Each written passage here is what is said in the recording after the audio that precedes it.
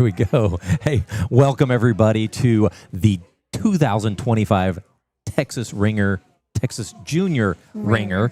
Wow, I don't know. I keep screwing that up. Texas Ringer, it just rolls, when I say it. But the Texas Junior Ringer. We did this because of a few reasons. One is that we filled up so fast last year. We decided let's go ahead and separate them. The other wouldn't it be cool to have like a full house for just youth? And just the kids. And the other idea behind it was I was like, you know what? Let's do a one-day shoot, just like a lot of the other sports do. Right. And let's make it a major thing where there's eliminations, we give away money, all that stuff. Platforms, all of that. We're going to do it in one day. We're going to go ahead and set the expectation. The expectation is that we're going to start at 8 a.m. and we're going to end at probably about 8:40 tonight. Perfect. Okay. And that's right at my bedtime. Yeah, me too. And you got to drive. Or you got to stay the night No, tonight? we're staying the night tonight. Okay. Yeah, we have a lot of people that traveled in over for this shoot. Even though we tried to make it one day, I think that there's a level of excitement to know that we're going to shoot qualifiers and we're just going to go right into eliminations. Yes. 13U is going to be just qualification, so that's their shoot. We're not going to do a shoot-off platforms for them. Just going to be the 13U, or 17U. 13U, right when this thing ends, they're going to collect the scorecards. Whoever's in the top three, those are who are going to be that win, and we're going to have our Texas Ringer champions. We've got platforms. Miriam, she shot earlier this morning. She created those with her Eagle Scout project, and so she created those. Created a chalkboard for us. So she did such a good job. So good. And the timing was just right for them to get it in here. Perfect. Texas Ringer is, and I'm going to give you some. We got some trivia coming up. So if you're listening, that's gonna be fun. If you're listening to us, we'll answer a lot of those questions. I say a lot of them, some of them. Texas Ringer started in 2022. We've been running this thing for a while. I'm not going to give you all the answers because there are some trick questions out there. Right. If you know 2022, you might be close on the answer. I don't know. Maybe you'll be exact. We don't know. But we have these archers are going to be shooting 60 arrows. They're going to shoot their first half on the bottom and then shoot their second half. Oh, if you're on top, if you're on bottom, you move to the top at the halfway. If you're on top, you move to the bottom. You start on the bottom every single time, kind of like NFAA. Scoring is totally different. Totally different. That's why this game has become pretty popular because it's not just the normal scoring. Right. So it gives people chances, especially in the shoot-off. Even in compound, you get a couple points behind, you can come back. Right. And we've seen it happen. Is there any other platform that shoots this type of scoring? I'm not aware of one, but you have a little bit more experience in the archery world, so I was... So maybe, kind of, and I say kind of. So I had heard about a group up in Michigan that was using this target. Okay. And they said they scored it weird with inside-out X's. I searched. I could find very little, if anything, on it. I ended up calling Doug over at Maple Leaf. We do a lot of business with Doug. And Doug, I was talking to him about it, and he's like, yeah, we have a bunch of these targets, but they don't shoot that target anymore. He goes, so you just let me know how many you need. So for a couple of years, we bought these targets, and I believe we were the only ones buying them. Nobody else was using this target. And so this year, I went to order. They didn't have any.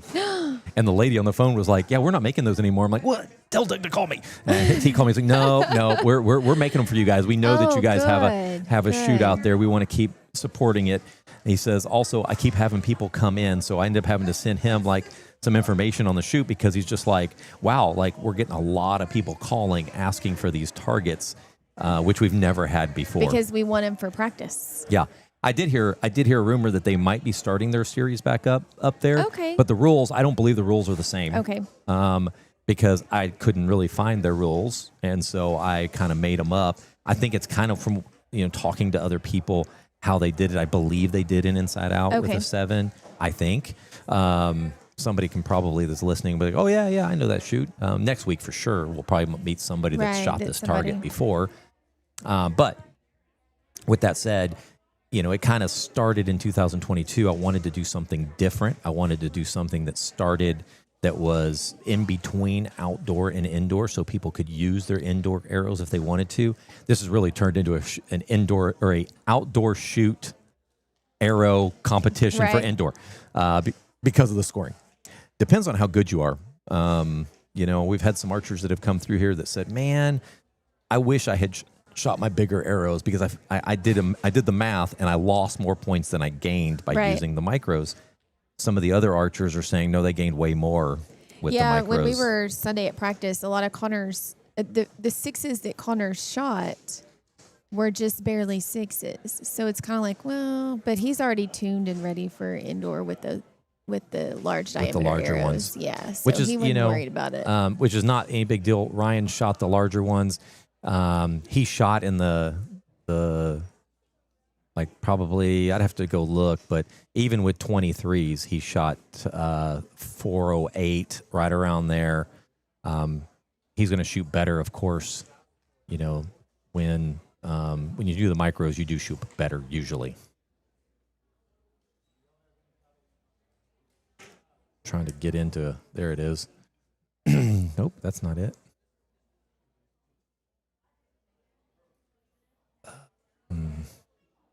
Looking up a camera here real quick.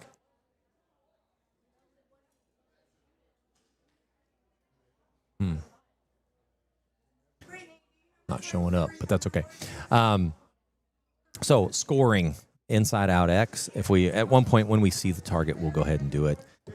Chloe, we got Ethan Chan down there. I see Kaylin Shanklin. Just looking at everybody there. We have a couple different angles this year. I don't know if you've noticed, Carrie, that we have some lower cameras and higher cameras so that we can get different looks on our archer. I like it. I like the cameras down range, or the TV screens down range. Sorry, I had to. Tracy downstairs nicknamed me Carrie Underwood. Oh, the TV's turned off. And I ordered pizza. And so Cheryl was walking through here. Carrie Underwood's pizza is here. And they were like, Let me who? go turn those TVs on. I'll be right back. Okay.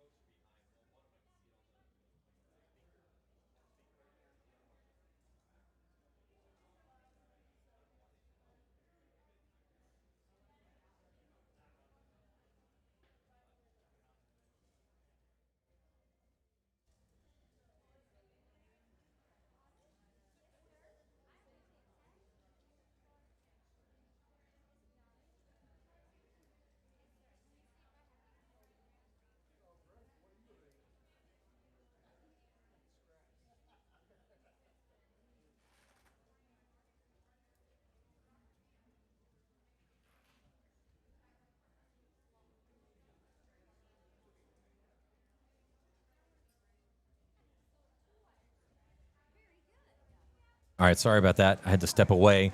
We're trying to get our TVs back up. Let me see. Oh, I think he's going to the wrong spot down there. You want me to go? I think he's missing where he needs to go. Let me go down there and help him real quick.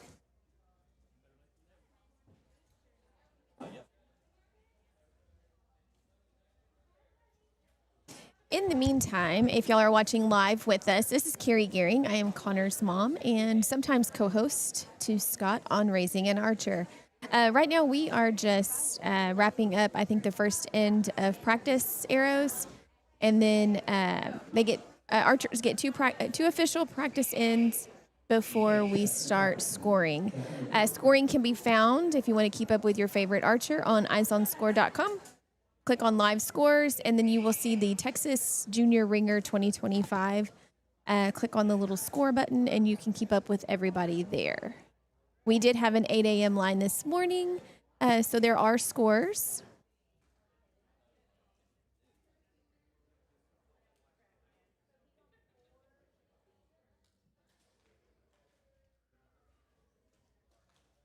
We have youth archers from all over the state of Texas today.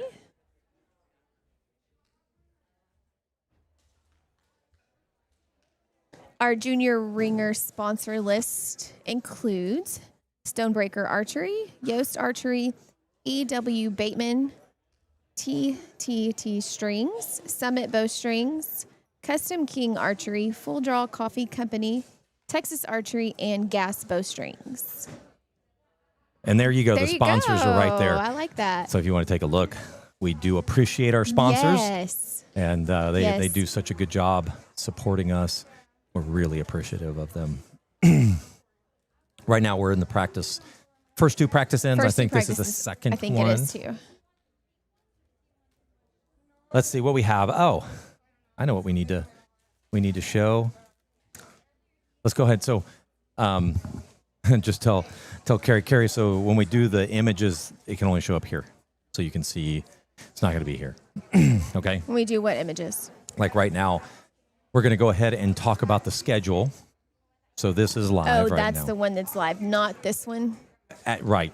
This is most of the time that's going to be live. Okay. All right. So let's take a look at the schedule. We had the 8 a.m. qualifier this morning. Now we're at the 12 p.m. line. One time that's not in there, which I should have had, was right around between 3 and 3:30. We're going to be doing the 13U awards. Yes. Okay. Then we're going to go ahead and set up for the top 8. Nothing really changes at top 8. So we're going to go ahead and get those guys on their bail assignments, get live scoring going. And then we're going to go ahead and right at 6 p.m. is the scheduled start time for the finals. Just keep an eye out, because if we get everything ready and we're ready to go and it's early, we're going to go. We're going to move early. So we're going to try to stick to the schedule. But we just had to put a schedule together.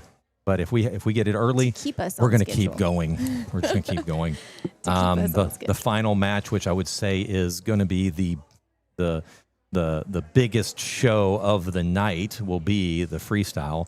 And I'm not downplaying any of the other divisions. It's just that is the largest group of archers that we have. I think there's 19, right? Yeah, we're giving away $500 for first place.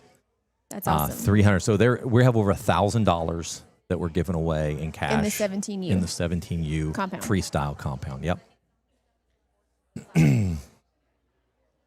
So a lot of, I mean, I would say that's super positive. I mean, that's really cool. How do I get to see who's watching us? Or do I have? If you go to YouTube, you should be able to log in and see it. I'm going to go ahead and give you guys, let me go ahead and post on this one. There's the live scores. If you guys want to see them, I just put it in the chat. So you can click on that. It'll take you right to the live scores. Once they start scoring, you'll see them. Oh, there we are. 18 are watching. If you are watching, please let us know where you're watching from, or you're welcome to give a shout out to your favorite archer. Yeah. We were talking about payouts. Let's talk about 13U payouts. 13U payouts are freestyle, which is compound, which is interesting. In 13U, 17U, what's the biggest payout? Was compound. Biggest payout for 13U is barebow. All right, barebow. So we're going to start with barebow, even though they're not first on the list here. Barebow, first place is $210 plus bowstrings. Second place is $125 plus bowstrings, and third is $85. Just remember, some of these dollars is like $50, $35. They still get bowstrings on those. It's just we take 70% of the money that's entered and we give it back, and we want to make sure we pay top 3. Can you not chat on this? It says create a channel to join the chat. So you can't. People were chatting on the last one. Click on that create a channel. What does that do? You don't have your info. That's why. Yeah. So freestyle, 125, 75, and 50. Recurve is 85, 50, 35. Let's see. Bow hunter, 125, 75, 50. If we want to go ahead and look at the 17U, we were just talking about them. So they have There's the freestyle 500, 300, and 200. Recurve 340, 200, 135. Barebow is 235, 140, 100. Bow hunter is 130, 80, and 50. A lot of good dollars being given away. I mean, there's not many youth tournaments like let's exclude the rodeo. That's just an outlier. Yeah, we haven't even talked about that yet. Yeah, we'll talk about. Well, you know what? We're talking about. Let's talk a little bit about the rodeo. Kay says she is watching from Wyoming, watching Josiah Harrington. Nice. That's her grandson. Yeah, I got a picture. Miss Pollock says, "Way to go, Taylin." Taylin was she shot earlier. She did. I think she broke a record. Line. I think she broke a record as well. She broke a record. Jerry Jones is watching from Midland. Nice. That's what we do. We do this so people can participate, be a part of it, put it on their big screen if they want to, yes, and see it. Yes. Let's talk about the rodeo just for a second. The rodeo is October 10th through the 12th. Live broadcast by Raising an Archer. You're going to be there as well. I will be there. We have Wendy. We have you. We have Neil Cooley out of Oklahoma. Archery Podcast is going to be doing the 3D part. I think we'll all be kind of bouncing around a little bit. Neil will probably stay on the 3D side since he knows 3D so well. Perfect. We just want to make sure that somebody there is solid. We all know target, so any one of us can lead that conversation pretty easily. They're going to be using Eyes on Score. So if you want to sign up, when I looked last, they're at almost 250 target and 150 3D. So awesome. Already signed up. One thing that I did notice too is they allow you to shoot multiple divisions. They do. So if you want to shoot target or you shoot bow hunter, target and fixed pins. Fixed pins, sorry. Target. I'm just fixed pins. I know. Yeah, I know. I'm like just talking. The interesting part. I call it bow hunter too. So that seems all fine and dandy until you start dealing with, am I in the shoot-offs? Am I not in the shoot-offs? The thing is you need to make sure when you look, if you're on the bubble, there's going to be by noon, they're going to clean all that up on Sunday. So you're going to have to make a decision. So if Connor decides, am I going to do bow hunter or am I going to do target? He's going to have to make a decision which one he's going to do. He has to make it by 12 so that we can remove him off of the one, and then it will move the next person up in line. Yes. Okay. Houston Livestock Show Archery Shoot. This is going to be the 2026 held in October. The facility. I know that seems weird. It is, but the facility is so crowded in March during the Livestock Show and Rodeo, and we get to graciously shoot in a phenomenal facility there at the NRG Center. So they moved us out to October to accommodate us because there is, like you said, probably close to 500 entries total for that shoot. Last year they gave away over $90,000 in scholarships, which is amazing. The other thing so for $75, this is why Amy was saying, she was like, for $75, I think it's $75.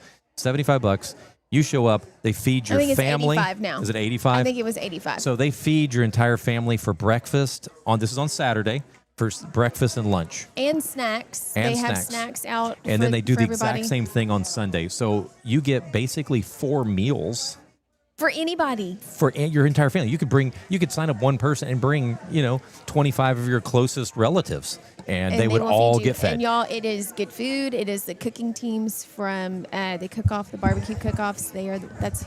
That's who's doing the cooking in the kitchen, and it's so good. They do such a good job. The archers get swag bags. Mr. H, I don't know the mascot guy. I don't really know his true name. He moseys around and visits with the kids. Shoot-offs. This year, cash pot is $140,000 in cash and prizes. $140,000 in cash and prizes given to our youth. Yeah, this is a youth tournament. The only caveat, I get asked this all the time now, like, how do we participate when we don't live in Texas? And I'm like, suck it. You can't. Nope, this sorry. This is a Texas resident-only tournament. So you need to move to Texas if you want to be a part of this. But you can be an NFAA member, USA Archery member, or 4-H, or ASA, or FFA member to participate in this tournament. It is not just a 4-H only. It is open to all sanctioning bodies. Yep. That participate in archery. In the state of Texas, yes, you have to be a resident. Have to. Let's talk about records for a second here. I'm going to go ahead and put that up on the screen. So we have records since 2022, and we have a few. We have one. We have one from last year, and we have one from the year before. 2000. Oh no, I'm sorry. 2000. Not last year. We have a bunch from last year. The year before that, we have one, and then we have one from 2022, which Lily Dillon just beat today. Beat her own record. Lily. I think she had a shot 360. The 17U bareboat, that one was beaten today. The 17U freestyle has been beaten already today. 13U bow hunter has been beaten today. I haven't looked at some of these. 13U freestyle, I think that was the one that we were just talking about. That let me refresh the screen here. Have a shout out to Gia. 366. So Talon Mayers just beat that one. 366. Is that right? 366. Yep. So she beat that. So we've got some excellent. We got about at least half of them were beaten this morning. That's and awesome. I have a feeling that some of them might get beat again today. This afternoon. I don't know if the archers are getting better or people understand the game a little bit, because like there for a few years, the compounders were still showing up with big arrows. And now we're seeing that the compound guys are actually showing up with micros. The other thing I've noticed is that in the past, nobody has ever really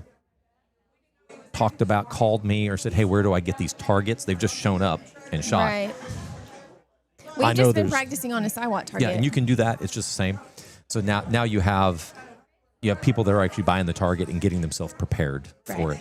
And I do think there is an advantage to that, even though the blue can mess with your eyes a little bit. The X is gone out of the target face. And that's when we would have the NFAA targets, we'd use some white out and mark out the and because you have nothing X to aim at, right. It's like there's nothing there to aim at. You are correct. So go ahead and flip to the target real quick, Jacqueline. Go ahead and give us the scoring real quick, Carrie. See if I remember this from last year. Inside the ring, inside the very small ring is 7. Touching the light blue thinner ring is 6. The next white ring is 5, right? Yep. And then 4 on the blue. Anything outside on the 5 spot, anything outside the blue is a miss. And then for the single spot, 7 is the very inner, but if it touches the ring, it's 6. White is 5, and then you go out 4, 3, 2. Yep. And then on paper is a 1, right? Or do they get a miss? Yeah, paper you get a 1. Paper you get a 1 on the single spot target face. So we changed the scoring. So we just have so many rings, and I was like, you know what? It'd be a cool idea to say if you just shoot paper, you score. Right. So you get it. You don't get a miss. You get a 1 off of that. And they also, if you notice that the forering's a little bigger than the normal. It is. Siwat. Yeah. It is just a little bit. So it is a different. It really is enough difference that barebow, traditional, recurve, they all like that target because it's it's not you're not shooting as many threes. Right. And so you get more excited. Gives you a chance to hit that, those certain milestones, which is 300, 350, 400. For compounders, we're saying hit 400. We may have some of these recurve shooters might actually push into the high 300s this time. So that's a great picture right there. Screenshot that one, Corbin from Victoria. Is that Corbin? Mm-hmm. I was about to say, if you see the names, tell me. Corbin Pate from Victoria. So Corbin, this was one of the coolest pictures, to be honest, that somebody sent us. It was right there. So Corbin, I think I'd left that other screen up too long. Sorry.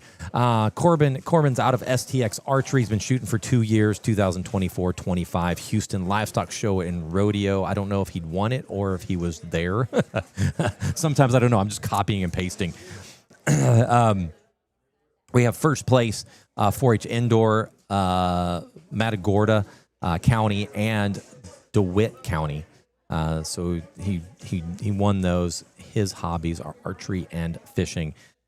We created about 69, 70 of these player cards.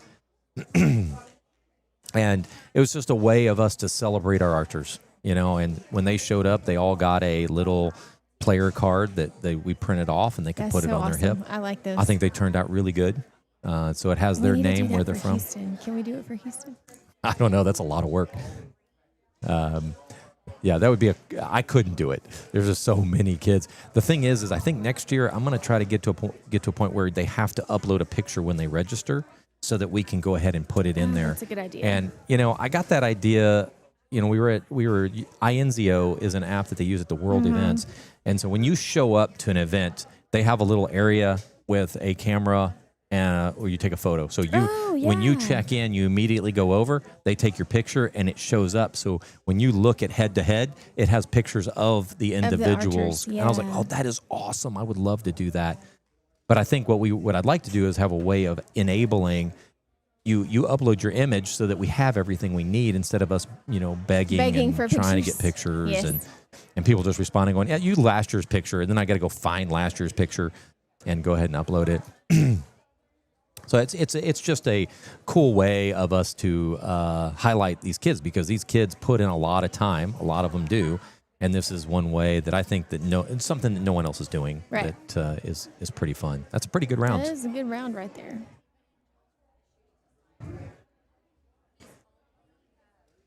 We have, there's Gia. So let's see. Let me find Gia real has quick. a friend or somebody from watching all the way from Chicago. So Gia, where's Gia? There's Gia. We've been shooting with Gia for the last couple years. Her mom, Kat's pretty cool lady. There we go. So Gia, she shoots Olympic recurve. She shoots out of the Houston Archery Learning Center. She's been shooting for 3 years. Texas state field champion, ranked 5th in USA Archery, which that put her in the USAT standings for U15. Congratulations. Amazing job. That's such a big It was accomplishment. such a fun shoot to be a part of, because it really comes down to that very end. Like, it was down to the end. She plays the cello, volleyball, and, of course, archery.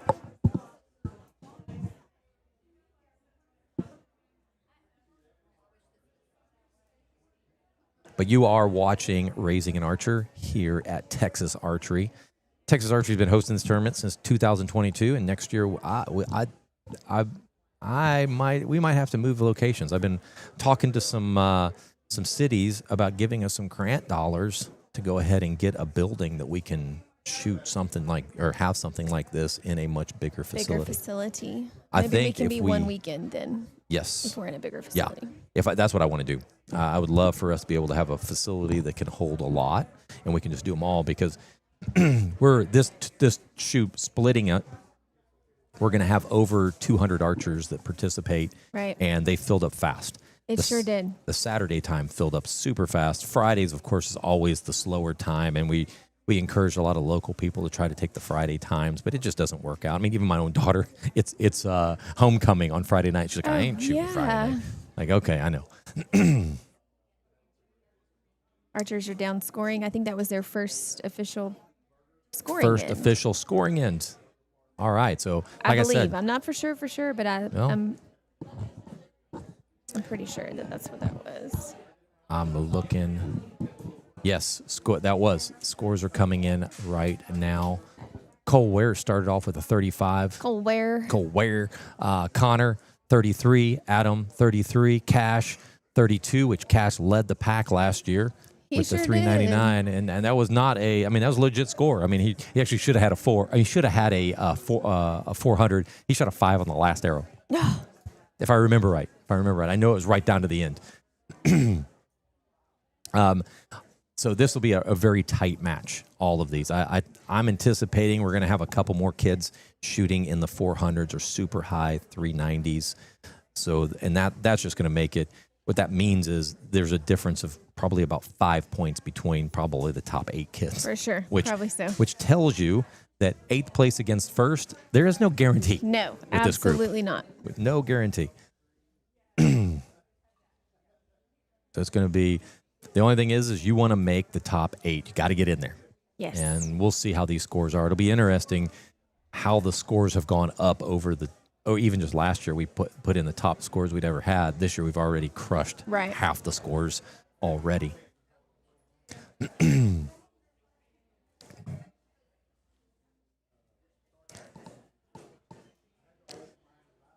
All right, so we are, there's a lot, even more scores are coming in. So you have Cole with 35, you have Weldon Bowers with 34, Connor with 33, and like they're all just within a point. Adam Shackle with 33.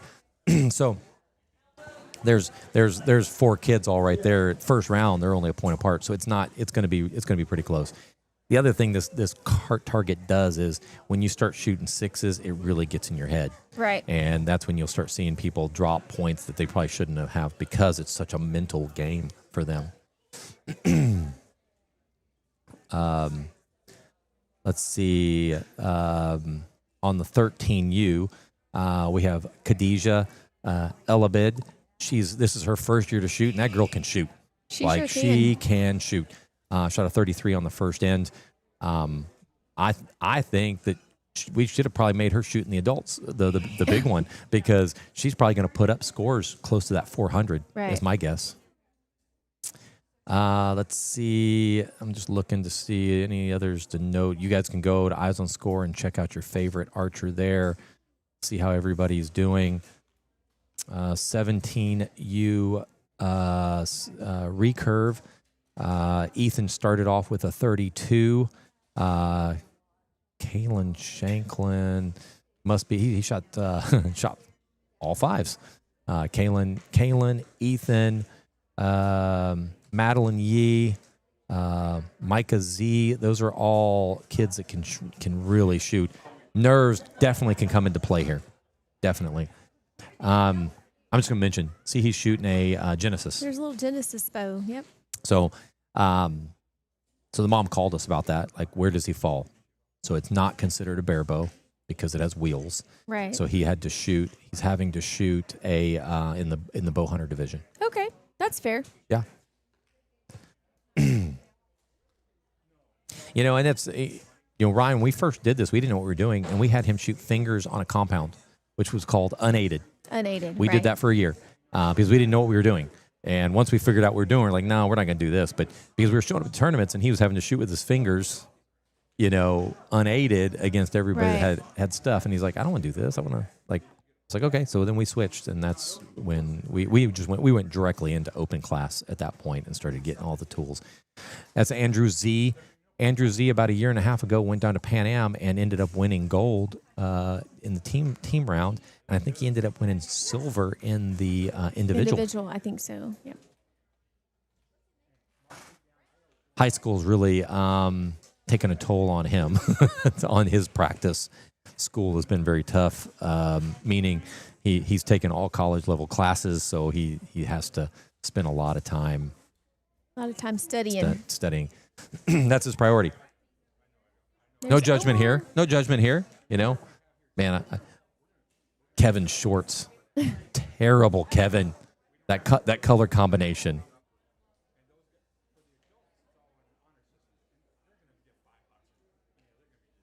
We got the second. I guess this is the second group up there. There's Cash, good old boy Cash. This will probably be his last year to shoot 17U. I think he's 17. You got Braden Evans behind him. Braden's been shooting with our team for about a year and a half, 2 years. I'm going to talk about, you see several people with the Team Spider X jersey. What we did was, we used to be Texas Archery. We ran everything out of here. I was talking to some people over the years, like that all these small communities just don't have a community of archers. Right. So maybe one or two archers that they shoot, and when they show up to events, it's just them. And I was thinking, how do we create a program that's built around a community instead of a specific shop or team, or like you got to live here? And right. So we created this thing called Team Spider X, and what that allows the kids to do is they want to participate and be a part of the program. I'm calling it a program now. They get access to our private WhatsApp group. They get access to our private Facebook page, which I think those are great.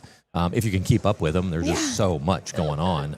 There's we've a had lot to start of Team Spider X. creating different groups to try to lessen the I shouldn't call it noise, but lessen the amount of text because The you amount could of notifications. yeah, you could go a day and go, oh crap, there's like 20, 25 messages out Connor there. said the other day in school, because they can't have their phones in school anymore. And he said, he turns off his phone, puts it in his locker, and he said when he turned it back on, the web, which is the youth text thread, Yes. the web had 200 text messages in it. So, he said. so that one is not a part. That's a kid run.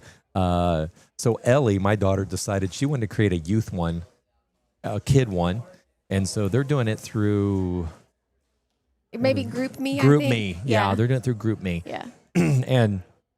And they created this, and that they have all the that way they all can communicate and be a part of it. And I you love do. it. The kids, whenever the new ones come in, It she helps- tries to It add them helps in there. keep the team camaraderie. Yes, and they seem to be pretty active. Yeah. So we have those two, but I think those are important in itself. I mean, I think the WhatsApp, that way you can ask questions. You know what's coming on. We try to get all the Yes. information ahead, like when tournaments are opening and things like that. The other is that when you go to tournaments, we have so many coaches now that then there's so many parents that I call them coaches, parents that are there that will step right in. If they see somebody with a Team Spider X jersey and they need help, they know they go right to them. We have people that have equipment, have stuff, have encouraging words that will jump in and help. And we have them at probably about every major tournament in the nation that will have coaches there. When we go to big events like Vegas, outdoor nationals, we try to set up a dinner for everybody so we can all get together. And that's when these kids, even though they live like we saw Braden lives 3.5 hours away from here. You'll see Jewel and Landry, Blakey. They're out of Louisiana. They're part of the team. So, and they all feel like, I believe they feel like they are a part of the team. You guys are 2.5 hours away, right? 2.5. And I feel like the kids all, it doesn't matter where you're from, you're part of the team. And they pull you in, which I think is great.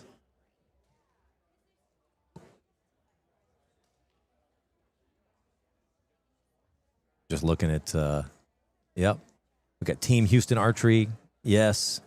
Team Spider, and we are team. So Houston Archery Learning Center, that's a group that we all kind of group together with. So if you're a part of Team Spider X, we all feel like with Houston Archery Center, we're part of that team too. Right. We all, when we go to these big events, we share between them. Even when my daughter's having issues, we have Cindy comes over and talks her off the edge. So there's just such a good.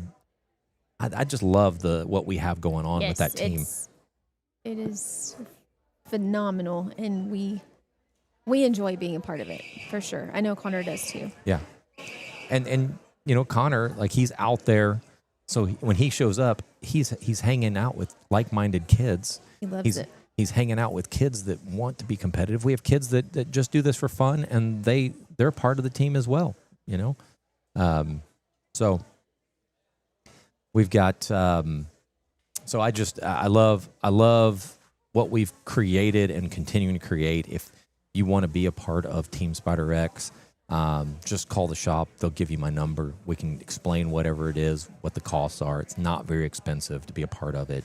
But we've created our own pin system, which encompasses USA and NFA, so you can get your pins depending on the shoot that you created. So if you got the yellow pin and you needed the purple pin, you could get one with NFA and the next week get the one with USA, because we have scores for both to get those points or get those pins. Once you get to a certain level, you'll see we level our jerseys as well. So let's just say the first initial jerseys are black with blue sleeves. We do have a pink one, which a lot of the girls like. Then we have a all black jersey. That black jersey is when you get to a certain pin level, you have the ability to order that jersey, and then you're a part of the elite team. At that point, you get your picture. It goes up on the web, gives some of your accomplishments, and we want to honor these kids and the hard work they've done. When you see the gold sleeves, you can see one on Connor there. That is basically a silver Olympian. If you want to relate it back to USA, when you get to the silver Olympian level, that's when you're able to order that jersey. So we don't recognize them any different than we do. They're just all a part of the elite team. But I would consider those are kind of the elite of the elite. So if you see a kid show up with the yellow sleeves, you know this kid can shoot because they've got the scores to back it.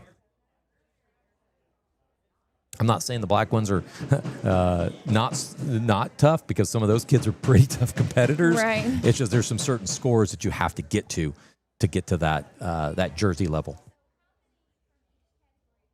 So we don't, just to be clear, like we are not a part of any organization. We've created our own organization, and we're continuing to build it. We have shops around Texas that are starting to pick up the program. Like I said, we don't do this for money. We're doing this to continue to build the sport, build the community. Our PIN program, if you're part of the team, the PIN program is included with that. So you'll get your pins. Once you earn them, they get sent to you. I'm not sure exactly how we'll do that yet. I'm leaning toward just sending the entire pack of pins to them. And as they earn them, they're allowed to put them on their quiver. But I think the kids like the pins. I think like the jerseys better. Yeah. To be honest. What are they working on down there? They're trying to get our signs kept falling down because the tape against that wood keeps falling down. So they're putting a couple nails in there to hold them up. Our staple gun, we didn't bring our staple gun, so it's not working. If you want to see the latest scores, it looks like they are updating pretty quick. Let's see. Cole Ware is at 69. We have a bunch of kids at 66. 66, 65, a lot of them. So you can go look at it for the compound. Looking at it. That's the biggest group shooting right now. Ethan Chan is at 62. Madeline Yee's at 58. Mike Aziz at 54. A lot of good scores coming in. Gia's at 50 for the 13U. Gia's tall, by the way. She's a tall kid for 13 years old. Beautiful girl too.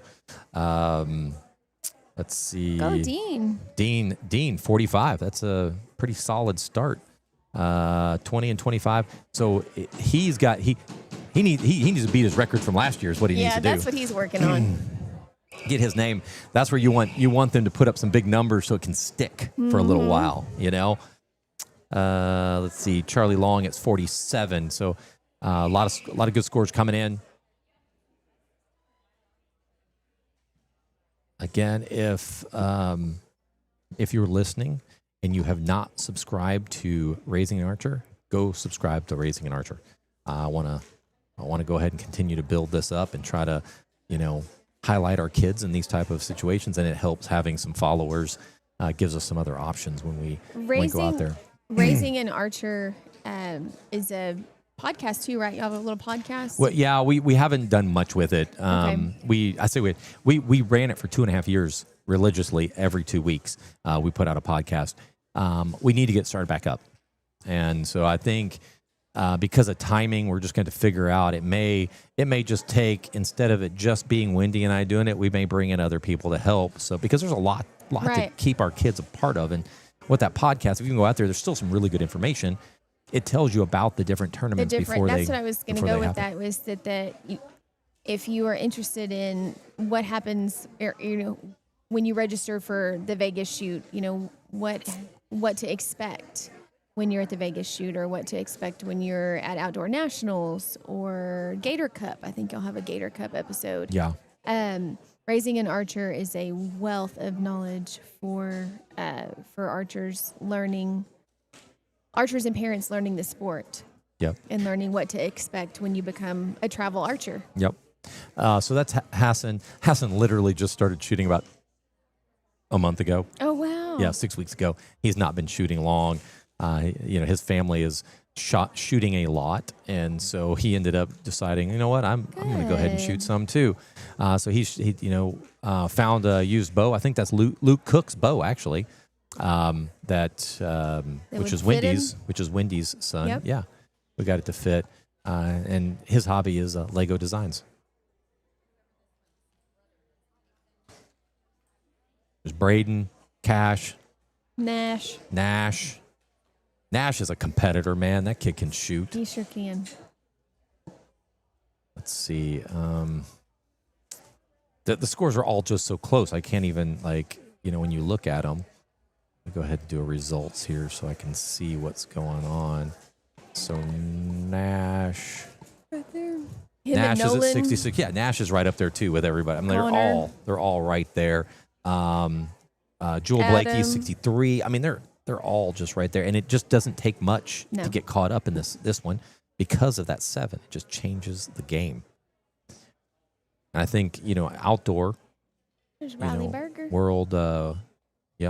World at some of the world events, they've been testing out the X's as 11s. Oh, that's fun. And I think that's the stuff that changes the game a little bit, changes the scoring. Yeah, she's got herself a little Hoyt FX that hasn't quite grown into. No, she's so close. I know she is so close. So close. I was talking to her dad the other day. He's like, just a little more, and she's going to be there. Get her into a target bow. If you were wondering, and maybe you can answer this. So did Connor start off with like a hunting bow? Connor started off with a Bear Cruiser Light, which is just a little, it was like 5 to 50 pound draw weight, 12-inch draw length to, 20 or something like that. We shot that for, I think, just a year, maybe 2. And then we moved into a Hoyt, I don't know what it was, Hoyt Clash after that. And then a Hoyt Pro Comp short draw. Which was the first target bow. That was his first target bow. So I guess the question before you get into naming it, so when he went from that hunting bow into a target bow, was there a difference? Oh, for sure. Okay. The target bow is longer axle to axle. The weight distribution is a little bit different. The target bow tends to be a little bit heavier, which in turn is forgiving and helps them shoot it. But there was a good transition. But then once he figured all that out, it was game on. It was game on after that. I'm glad you brought up. And we knew that different of weight. We knew that, but we had to. The whole weight is different. There's a lot. The back wall. He went from something that was a real spongy back wall because it was an ultra adjust bow to that Hoyt Pro Comp short draw where when you're in the wall, it stops. Like you're there. There's and that all of that stuff helps the archer become a better archer. It's work, but it helps the kids become better archers. His scores increased tremendously. But the name of the game is the kid has to be 22-inch draw length. 22-inch draw length. To really get in any. Those short draws, you can get them down to maybe 21 and we tried. maybe 21. I mean, we tried. We had a kid. We remade strings. We did all kinds of stuff to try to get that down. But then once you do that, then you're messing with the weight. Yes. So there's a fine balance there. Usually about that 22-inch draw length is when we can start putting them in target equipment. And that was. I still have his bow. I won't get rid of it. His first target bow. No, I won't get rid of it. That's funny. I still have the green bow too. The little green Bear Cruiser is what we use for like starting, 8-year-olds starting 4-H with us. I was too cheap. I ended up just getting rid of every bow, even though we bought a brand new. It was a Podium X for Ryan, and it was like game changing, to be honest. Like we went from a Mission bow. Mission by Matthews. That's kind of what that Clash is. Yeah. Is like the Mission. And went to that, and his scores immediately went up. Yep. Like almost immediately. And he struggled with the weight. Right. Connor did too. The hold weight was a little different, but once we figured it out, it was. Yeah, like you said, it was game on. Game on. So if you're wondering, does it really make a difference to go with a target bow? Even if you're doing fixed pins, bow hunter, whatever you want to call it, going to a target bow putting bow hunter stuff on, because you can still shoot it as bow hunter. As bow hunter. It changes the game. Yes, it's the axle to axle, the string angle, the forgiveness of that bow, the back wall versus something that's ultra adjust. The target setups are very draw length specific, and some even draw length and draw weight specific. And being in that smaller range helps the equipment perform at its best, and then in turn helps your archer perform at its best.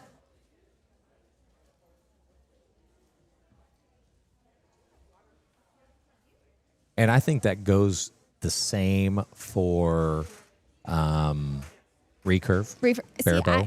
I'm not familiar with the different equipment and what it all. I can teach starting recurve and teach starter bare bows, but I'm not familiar with what equipment is out there for them.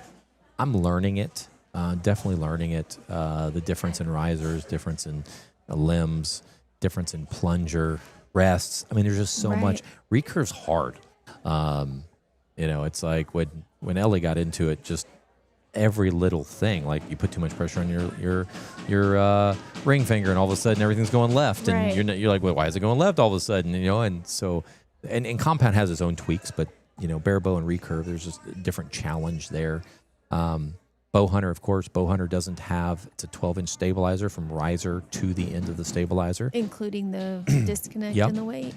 No magnification. Once the competition starts, there's no more movement, so you better get sighted in your first 2 ends, or you don't get to move.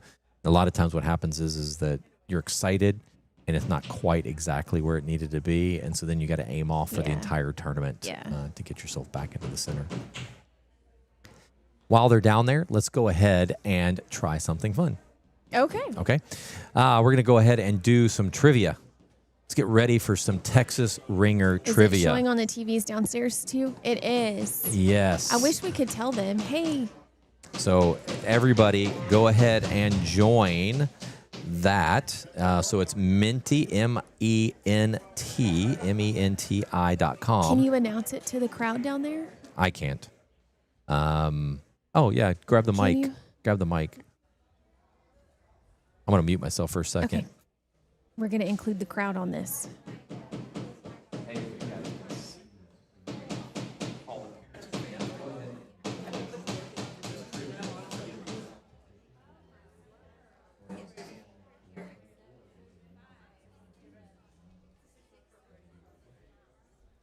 There's a few of them looking around trying to do it. So we'll give it to everybody just a second. We just went ahead and announced. I'm going to go ahead and move on to the next one here. So now you get one more shot. Menti.com, 3807-7941.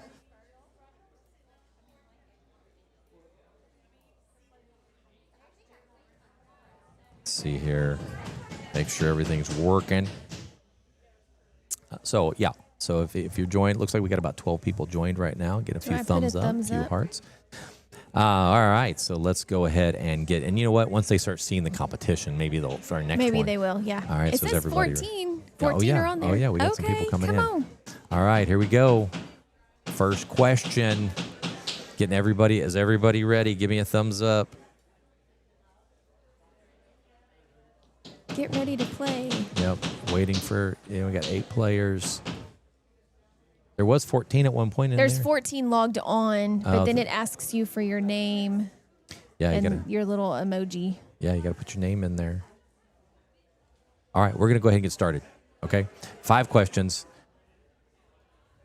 All correct answers give maximum points. So the faster you do it, the faster you get points.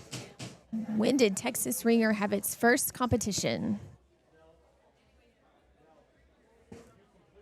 You got 10 seconds.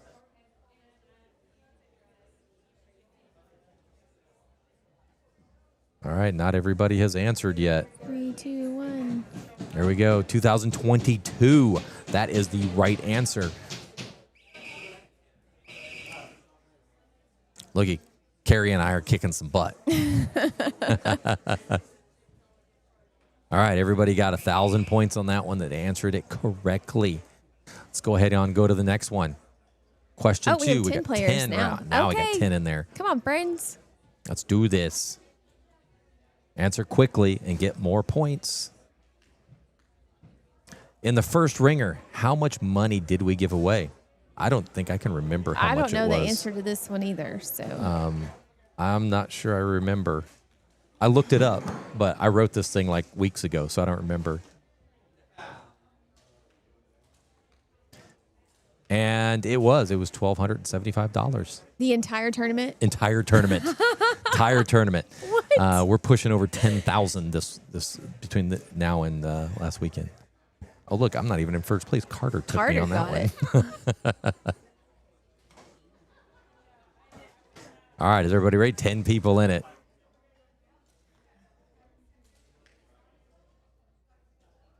In 2025, how much money is Texas going to give away for youth and adult? Did I just? Oh, this year. This year, how much this money? Year. And I just gave you guys the answer. That's all right. If they're paying attention, Oh, they'll get it right. I forgot to answer. I got too busy clicking buttons. All right, $11,800. So we grew from $1,200 to $11,000. I didn't get many points.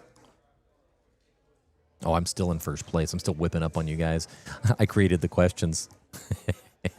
I wasn't going to participate unless it was like, where are you from? And you can type in, you know. Oh, yeah, 'cause yeah. I like to see those pop up on the screen. That's a lot of fun. Yeah, we've got that one too. All right, let's go. 12 players now. Everybody's starting to get in on it. They know that there's some competition. The 2000 Ringer first archery competition had 82 participants. What's the participation of the growth, participant? What's the percentage of the growth from 2022 to 2025? The first ringer had 82. I'm not going to answer this one. I know the answer. Okay. It's too easy. I won't either. Good job, 144. Yeah, so we're over 200 archers combined.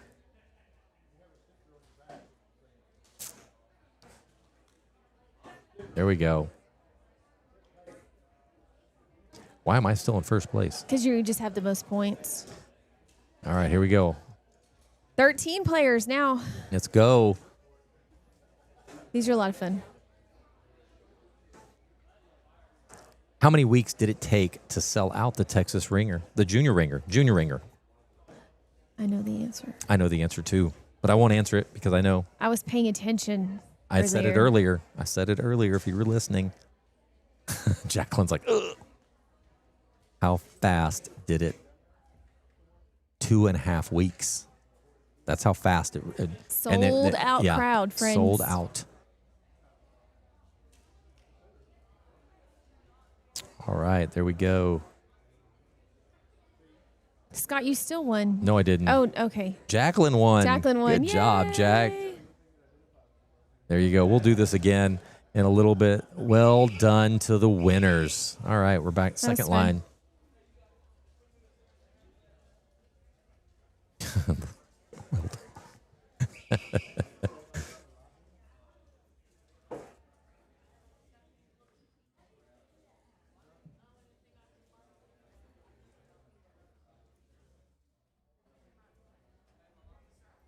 Cole Ware, you see that big old kid behind him, Josiah. Josiah's sitting at 6'6" down there at like, what, 15 years old or something like that? I think so. I think he is, yep.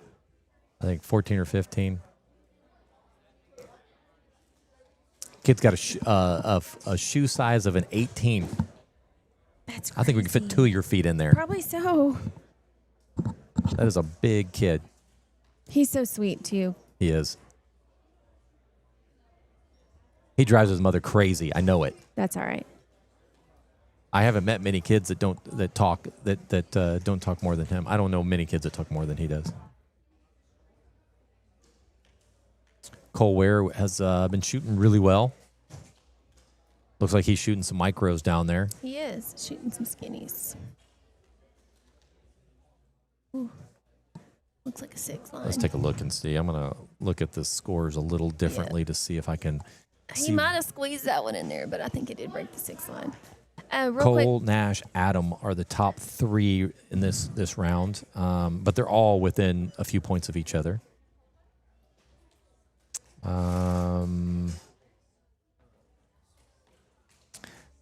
Khadijah is she's leading the pack for 13U. Her average is a 6.2. Whoops. And Talon was a 6.1. So right now, Khadijah's on track to break the record again. Let's see. Recurve. I'm going to look at some of the bigger groups. So Daniel Kim had an average of 6.07. Ethan Chan is at a 5.93 right now. So they're a little behind Daniel right now. Daniel averaged pretty well, broke a record. So we've got some really good shooters down there. Let's see. We have Gia. Gia's averaging a 5.4. Alan averaged a 5.17. So Gia is on track right now to maybe take that top spot on the 13U recurve. Teal put up a really good number. Stockton put up a real good number. 13U bow hunter. They crushed last year's record by 40 points, something like that. So those two kids shot really well. It's going to be a good match to see if those two shoot against each other. We'll see. Joshua is averaging a 6.27. Oh, that's right. We're not doing shoot-offs. So Joshua Judas, he is on track to beat both of them right now with his average score. Let's see. Hessen, this is 17U bow hunter. Hessen's at a 6.27. Lily was at 6.0. So he's on Hessen has a track to potentially beat Lily's record that she just broke. That was a shot right when the clock buzzed. Yeah, I'm not going to go through all of them here. I'm going to see on the bare bows. Charlie Long, she's averaging a 4.67. 4.67. So she's going to be right up there. So if she kicks it in gear, she could maybe get into that top 3 spots. Yeah, pretty good. Got a really good, she can definitely get into the top 3. Well, how's Chloe doing? Chloe, let's take a look. Chloe is at 92 points right now, averaging a 6.13. What kills you as a compounder are 5s. That's 2 points that you drop. So it's like that. Like I said, this is a tough game. She's putting up some good scores. She's got a little work to do to get up there, and she'll get up there. I mean, she's not. I mean, I say it's a little bit of work. She's just a few points. Like Cash had the top score last year, and she's 4 points behind him. Right. They're only a few points behind. It can turn very quick. So if she takes one, she's averaging 31. If she shoots a couple 35s, all of a sudden she's right. She just made up 8 points, and these kids are definitely capable of shooting 35s.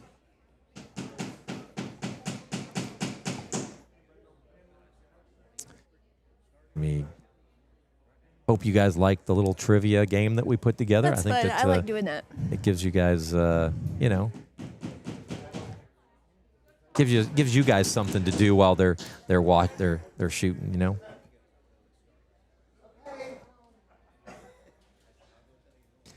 Let's see what we have here. I'm just taking a look to see if we can do another trivia here in a couple ends. We'll do another one.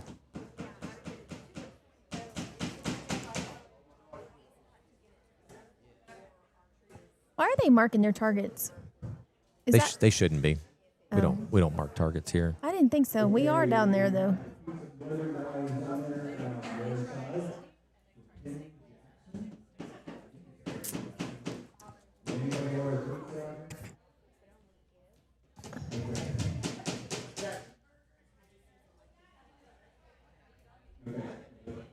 Couple things we added this year.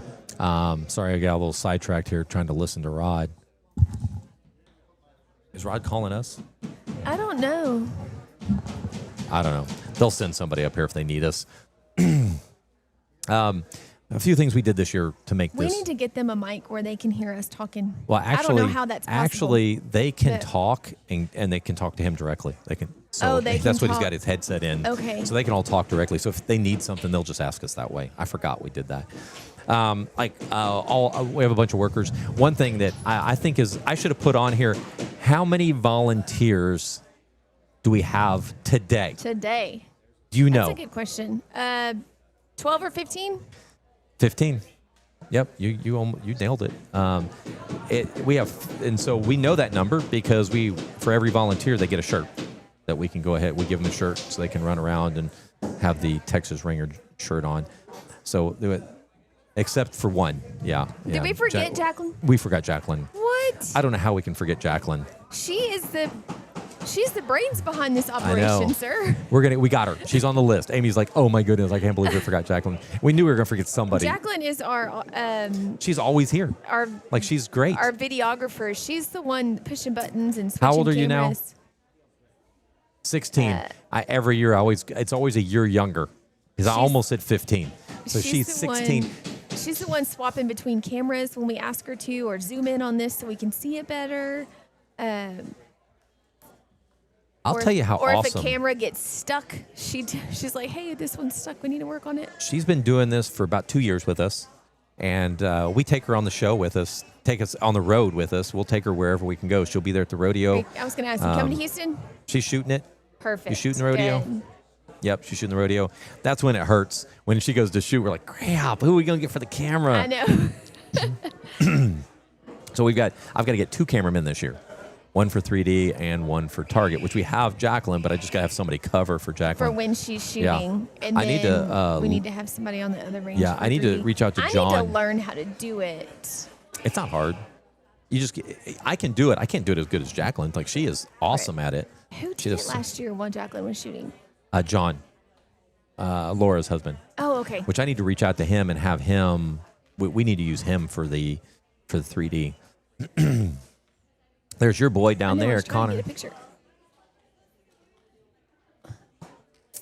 How long's Connor been shooting? Connor's been shooting since he was 3, so 11 years, technically 11 years, competitively for 8. Okay, so yeah, about 8 years, I would say, competitively. He's had a bow in his hand since he was 3. Yeah, so here's his player card. So he's Team Spider X. He's been shooting for about 9 years competitively, I guess, 8 or 9 years. Yeah. He's out of Victoria, Texas. He's been shooting for a team for about a year. 2. We've been here 2 years. Okay, 2 years. Yeah, that's right, 2 years. Second place in Vegas, U15 USAT team, bronze. Bronze medalist for USA. I'm guessing Outdoor. Yeah. And his hobbies are archery and fishing, like any good Texas boy would say, right?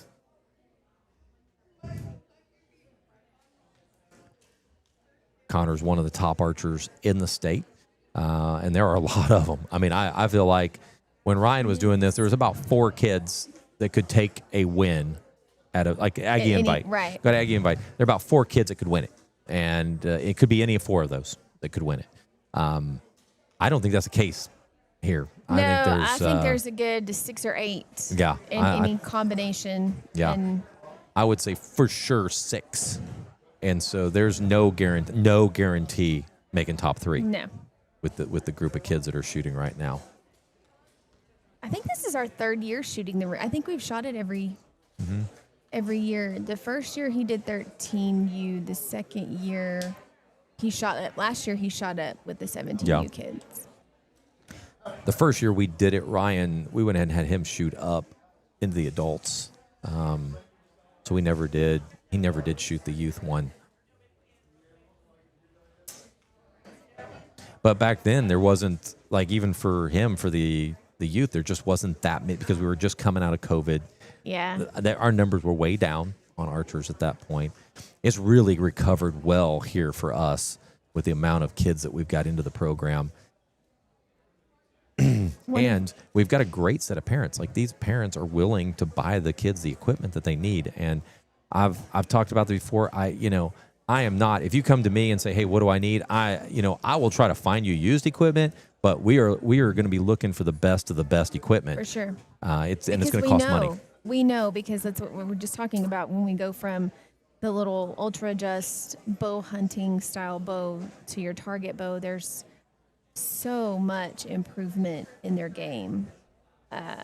Yep. So that what we were just who we were looking at there is Khadijah, and there she is. So she's shooting freestyle compound. She just jumped right in. She sure did. They went ahead and got her a target. She's shooting maybe a mission. I think she's shooting a mission bow.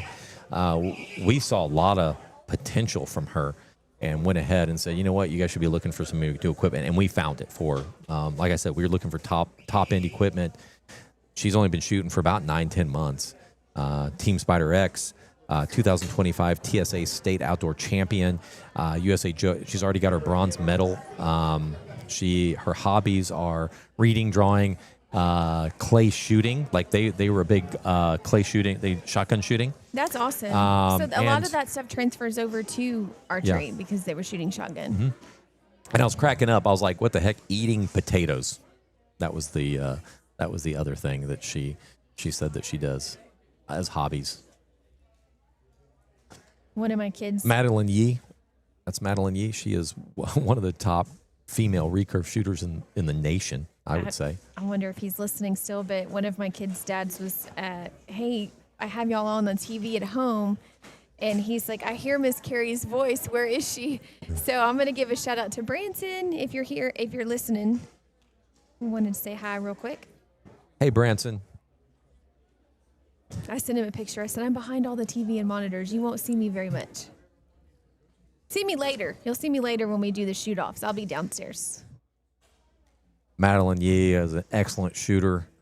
Good family. I don't like the wife, Lori. She's kind of obnoxious. No, I'm teasing.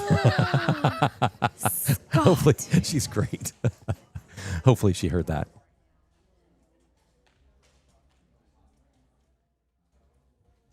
Olympic recurve here.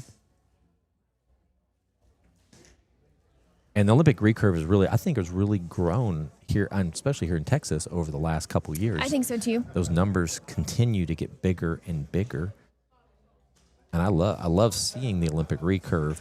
When we first started, we didn't have any Olympic recurve. When we first started the club many years ago, when we first started joining the club, we had a club we were part of. It was called Woodlands Joad, and it was majority recurve. Then it shifted to compound, and we were heavy compound for a while. And then we changed it over COVID. We went ahead and moved the team to Texas Archery and called it Texas Archery Joad. Now we're not a part of any type of, I'd say we're not a part of it.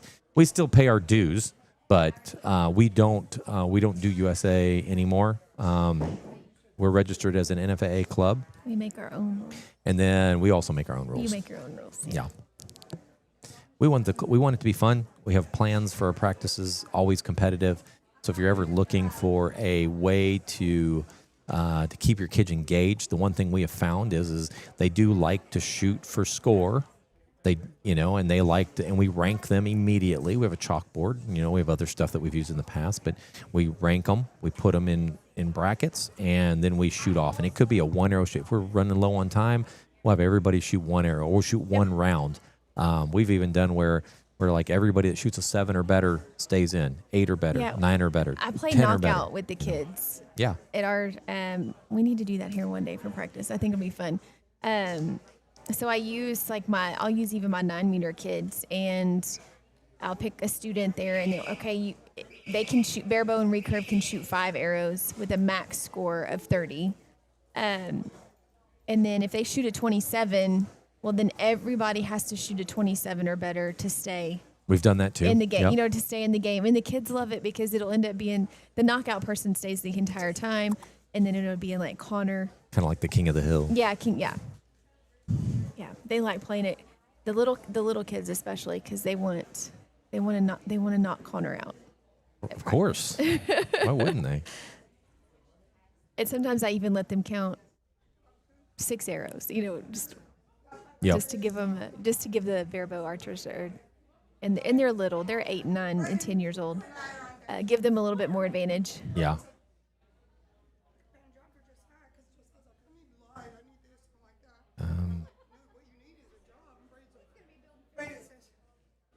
I'm gonna go over our sponsors real quick while Yeah, they're go ahead. scoring. That we can give everybody a big shout out again. Junior Ringer sponsors: Stonebreaker Archery, Yost Archery, E.W. Bateman. Is it triple T strings or is it TTT strings? TTT strings. TTT strings. It's a recurve string.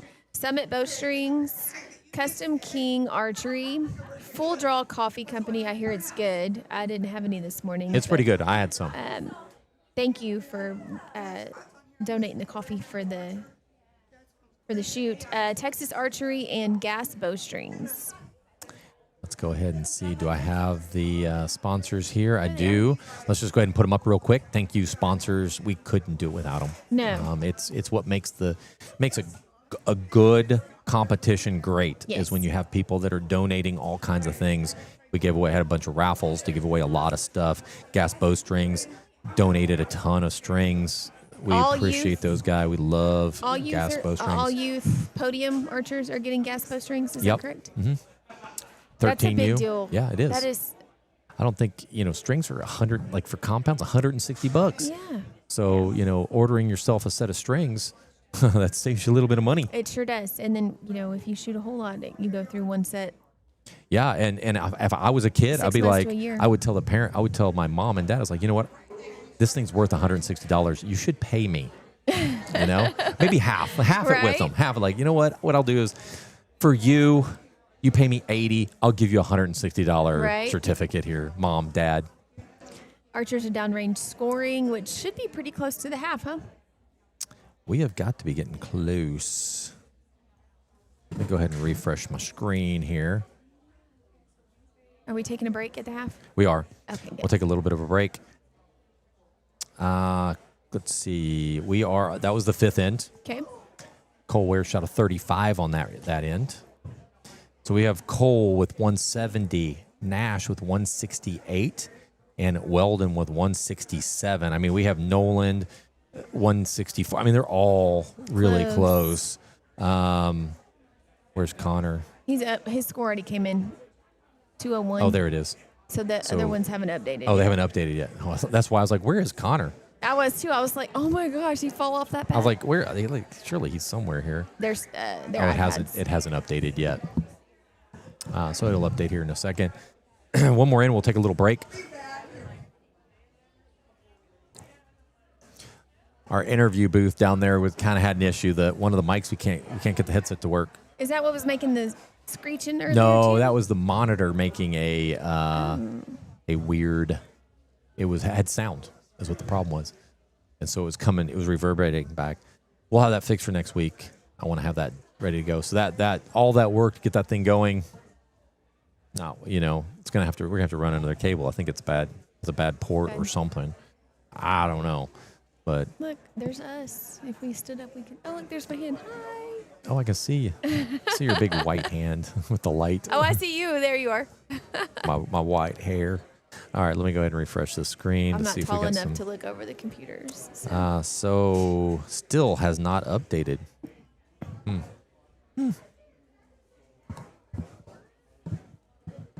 Oh, wait a minute. Oh, Connor added extra points somehow, somewhere. Oh, that's what it is. His iPad. Yeah, somebody put in some extra scores. So they'll have to get that fixed. That'll be a Jeff issue if there's still an issue. Just change They'll clean it up. at the half The kids will notice it. after this last 10. So Connor's 166 if that's the score. So Connor is right there with them all as well. Let's see. 151. Yeah, so this is. Yeah, it's going to be either they put somebody else's, like they put Yeah. Connor's score and somebody else's in there, or they put 2 lines worth in there. He'll have to fix that at the half. Yeah, they'll fix it at the half, I'm sure.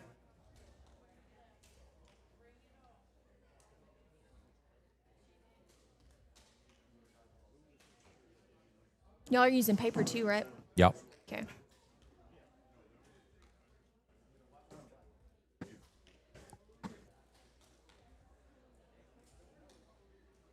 All right. right. So if you want to see live scores, of course, go to eyesonscore.com. Watch it there. It's a great way to see end by end. Everybody here I know is watching it. Every parent that's here has it up on their phone, watching end by end to see how their kids are. You can start your kids. If you don't know anything about Eyes on Score and you're like, oh, that's kind of cool. Well, Eyes on Score was something that I created about 5 years ago. I was going to all these competitions and, going to a competition and having no idea what somebody's scoring, where you're ranked. Right. It made it such a boring game for me. It did. And so I was grumbling about it. My wife's like, you know what? Why don't you make it happen? Why don't you figure it out? I'm like, you know what? I can figure this out. And so I called a bunch of developers, found one that I liked, and we started right in 2020, the beginning. Guess what happened in 2020? COVID. I was like, this is a great year. So we spent a lot of time with the developers working through that app that first year. It went live in 2022. We wanted it for tournaments like this because this got me excited. So it was allowed us to do qualifications, but then we couldn't do any type of eliminations. Now, fast forward, we added eliminations. We've cleaned up the app quite a bit over the years. It's getting better and better. Eliminations works really well. There's still some tweaks that need to happen because it's not as, for me, I would say it's not as intuitive as the qualifiers are, but when you're looking at eliminations, it's hard to get everything right, which I think we're really close. Meaning, if you're in first and everybody moves as they win, everybody moves toward first place. Right. So first place never moves, and you have to develop it like that for each one of the divisions. And then when you do multiple times, the system has to understand how to do multiple times and connect them. So it's been a challenge. Like this year, we've put a ton of time. We've put almost as many hours into elimination as we did qualifications. So those are basically two apps that are now working together. That's a cool shot right in front of the Texas flag. That is a super cool shot. I'm going to put Connor there next time. That's right. I want Connor on the end.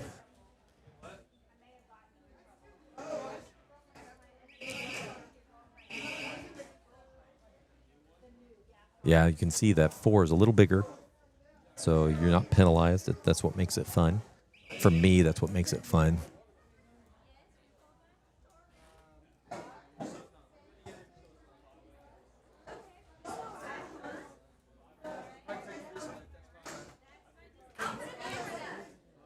We have a couple different angles on archers. You can see we've got some lengths. I like this camera 5. That angle looks really cool to me. I like that one too. Go to camera. There you go. That's just kind of a really cool look. It's almost, I think that camera further back? It just that angle seems, with the lighting and everything, looks really cool. Right. There's Josiah.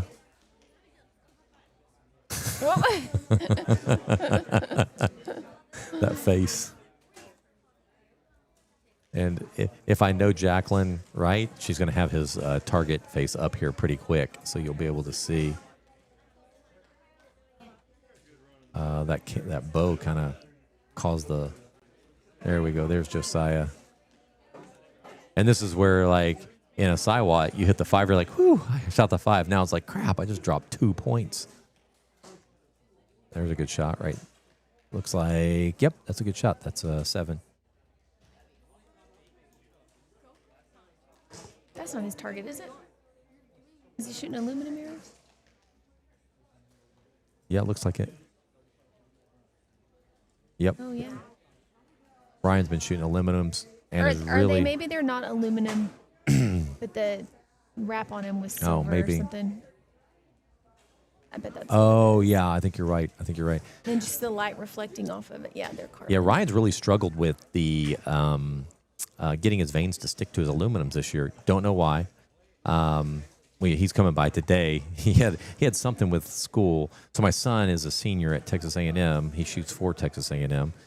We've had a lot of cool experiences. That's crazy. He made he's already a senior. I know. I feel like we were just sitting here talking about him going to college. I know, it's just nuts. And we were in Canada last year at the World Field Championships with him. We were in Germany at the this University year. World Games, which that was such a fun experience because it had all the different sports there. So you had that, you had archery, you had we went and watched gymnastics, which was really cool. Oh, that's neat. And that was, it was legit, like these big old screens. It was just beautiful, Really? watching it. So much fun to watch that game. Watch gymnastics. Elise Chan, Ellie and Elise are good friends. They hang out a lot together. Such a good family. Steven and my mind just went blank on her name. I want to say Avis, but it's not Avis. Elise has a lot of arrows in her target, but I think somebody shot the wrong target. Mm. And they're all red veins Interesting. or feathers. There's Micah Z. Micah Z is a workhorse. That kid practices all the time. Is that Micah's right there? Is he shooting a 5 spot? Yep. I know he is, but I'm assuming that's his. So that's a halfway mark. All right. Okay. This was Micah's right here. Okay. All right. Halfway mark? So while they are down there, let's go ahead and do a quick trivia again. You guys up for some trivia? Maybe everybody will get in on it this time. Go ahead and join that trivia.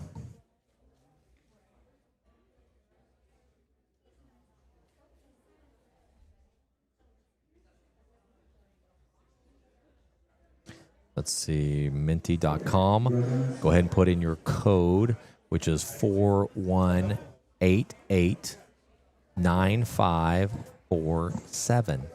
If I can see it right.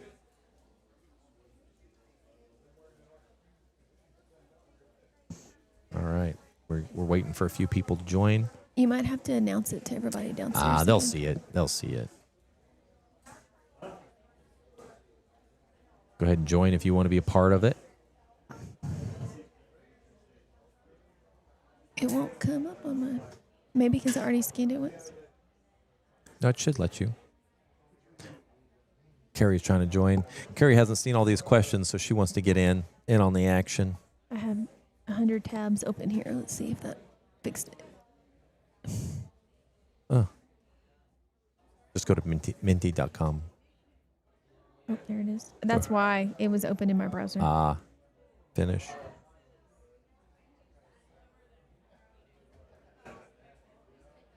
Now do it again. Like scan it again? Maybe. I don't know what's going on your phone. She's trying to Carrie's trying to join, so we'll give her just a second here as people are joining. This does that. Oh, it's trying to pick up Cole's face and take a picture. There it goes. There we go. All right, so we're going to go ahead and get started now. We got at least 7 people in there. Let's go ahead and get this thing going. We got Barefoot 6. Contessa, sure. All right, let's go ahead and get started.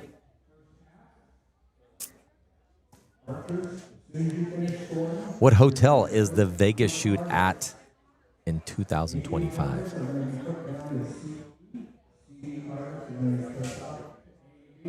What do you guys think it is? Oh, I know the answer, but I'm not going to answer it. I'll go ahead and answer it wrong. Caesars Entertainment. Yes, we were in Planet Hollywood, Horseshoe, and Paris. Are you going back?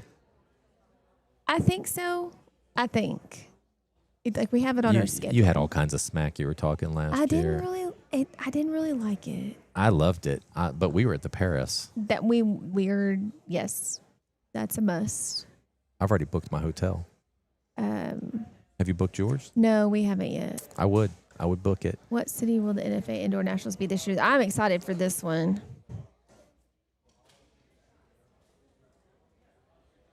We are going there. Are you? We haven't decided yet. Memphis. Last time we had people that picked that got Louisville and Chicago. So here's I've got a good one coming up here. Looks like Jessica is squeaking out barefoot right now. I'm barefoot. Are you barefoot? Yeah, it gave me the option, like, what do you want to be? And I was like, click barefoot Contessa. Here we go. Question 3. Answer quickly. Get more points. What building is the Lancaster Classic hosted in? Ooh, I know this one. Is it Lincoln Financial Field?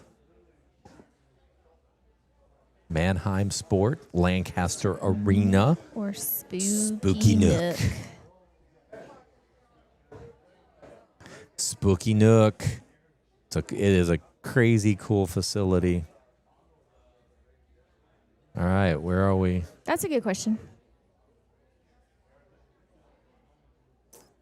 I need to get a little faster than Jessica. You do. Jessica is on, isn't she? All right, let's go. The first ever Rushmore Rumble was held in Yankton, South Dakota, with over 700 archers in attendance. What city will be hosting it in 2026? I was waiting for you to finish the question before I answered. You should have read it. I should have just answered. Should have just answered it. Yankton, Indianapolis, Chicago, and Salt Lake City. So Indianapolis, it's going to be right after the ATA Is this, show. Salt Lake City venue, you know how the Easton venue is there, right, or something? Is it not big enough to host us for anything? I don't know. I've always wondered why we don't. I don't know. I've never been there. Why we don't shoot in. Salt Lake? Yeah. Yeah, I don't know. Indianapolis, it's going to be after the ATA show. If you're listening to this and you're like, might be interested, S3DA is running one of their championships right the day before it, so you can actually get 2 major shoots if you go to that. S3DA Thursday, and then Rushmore will be Friday, Saturday. Yep. I think is how it goes. Don't quote me on the schedule. For sure. Jessica's got your number. She does. I wonder which Jessica it is, if it's Burger or Rosas. If I had to guess, I don't know. Aggie Go ahead. Is one of the most popular shoots in Texas. What building is it held in? Well, I was dirty on this one, wasn't I? You sure were. Dirty. The Peep, or the Pap. The PAP building. Peep building. I think it's physical education. Yeah. And something. Oh, Jessica, gotcha. She sure did. It's because I was reading the question. Yeah, it was your own fault. There you go. Jessica wins. Good job. Get back to the action. Well done. Well, they're switching. Archers are switching targets, and then I think we'll probably get a break of some kind. We'll get a little break. I need a little lunch. A little food. Yes. We'll all take a little break during this. I'm going to go grab some water. Hope you guys are enjoying the show. We really enjoy being here, so I'm glad. I love it. I'm so excited. It's indoor season. Yeah, and I've been pumped about this shoot. If you can see, our advertisement has been pretty extreme. Been trying to make sure that everybody sees all the cool stuff. We've created a lot of cool videos and advertisement for this. We've got 37, really highlighting archers. We've got 37 viewers. 37. That's that doesn't sound like a lot maybe to you guys, but that's a lot for us. That's a lot for us. There was times where we would run one of these and it'd be like 8 people. This was back in the day. Our quality's gotten better. We have our audio, I think, has gotten better. Got better directors. We got Jacqueline. Robin keeping us on schedule. Yes. So we're going to go ahead and take just a short little break while they're doing this. I think maybe 10 minutes is what they're giving the kids. Yeah. So we're going to run a little video. You can see this video is going to highlight all of our kids. You'll see during the break, you'll probably get to see the entire list of players, so you can look through it and see the player cards. So we'll see you guys back in just about 10 minutes.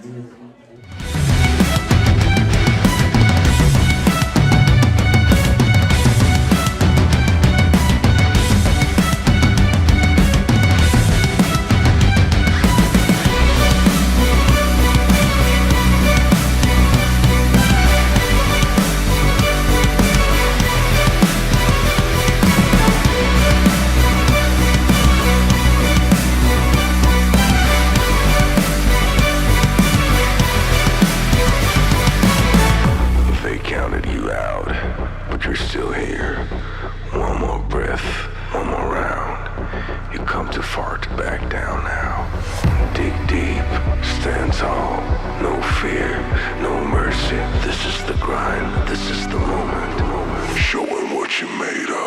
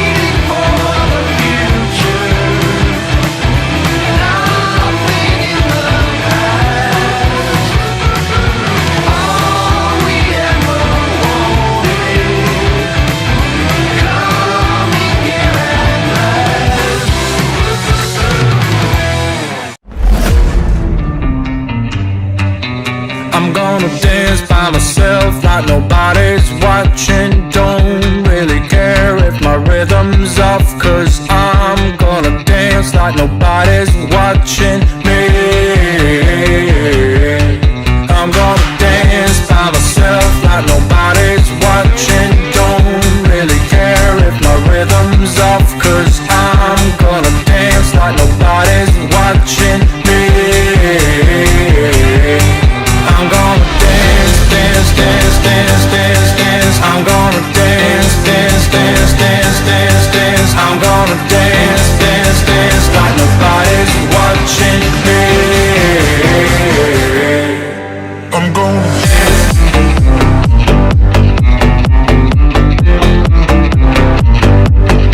I'm gonna dance.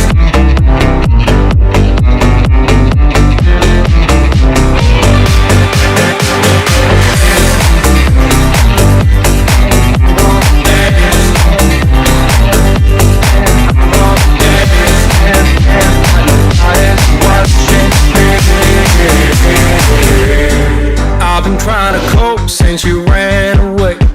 I've been feeling lost, I've been feeling pain. And no matter what I do, I just feel like I do what I do for you. I tried to call the doctor, it didn't help. Took a trip out to the sun to revive myself.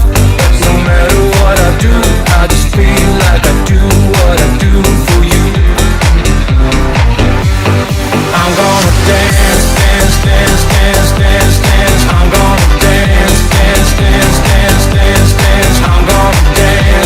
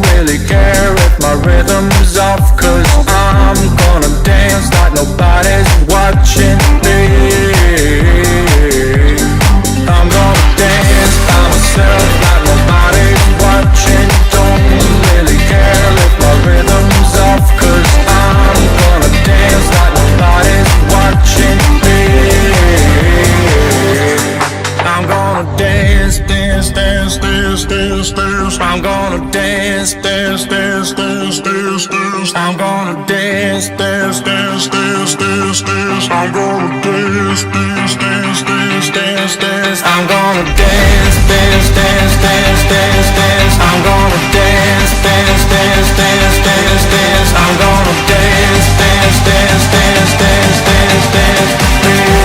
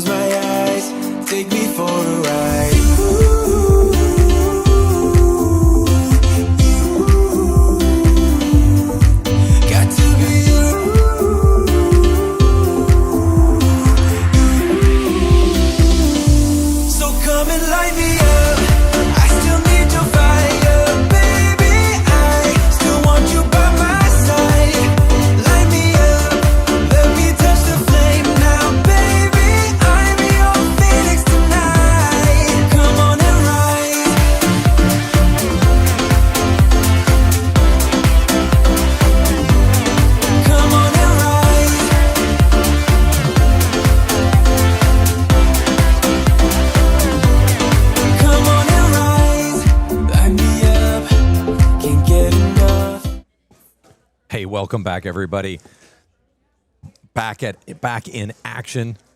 Second half. Time's flying by. Like, we run and go grab food real quick. Come back. So we got to squeeze food in when we can, but welcome back. We have the second half of the second time, which means there's about 30 arrows left, and we'll have our 13U done. podiums, and then we'll start eliminations. Eliminations will start around 4 p.m. 6 p.m. will be the finals. If you're watching, be here by 3. Yeah, if you're watching, be here. Yeah, get here. Robin is running the schedule.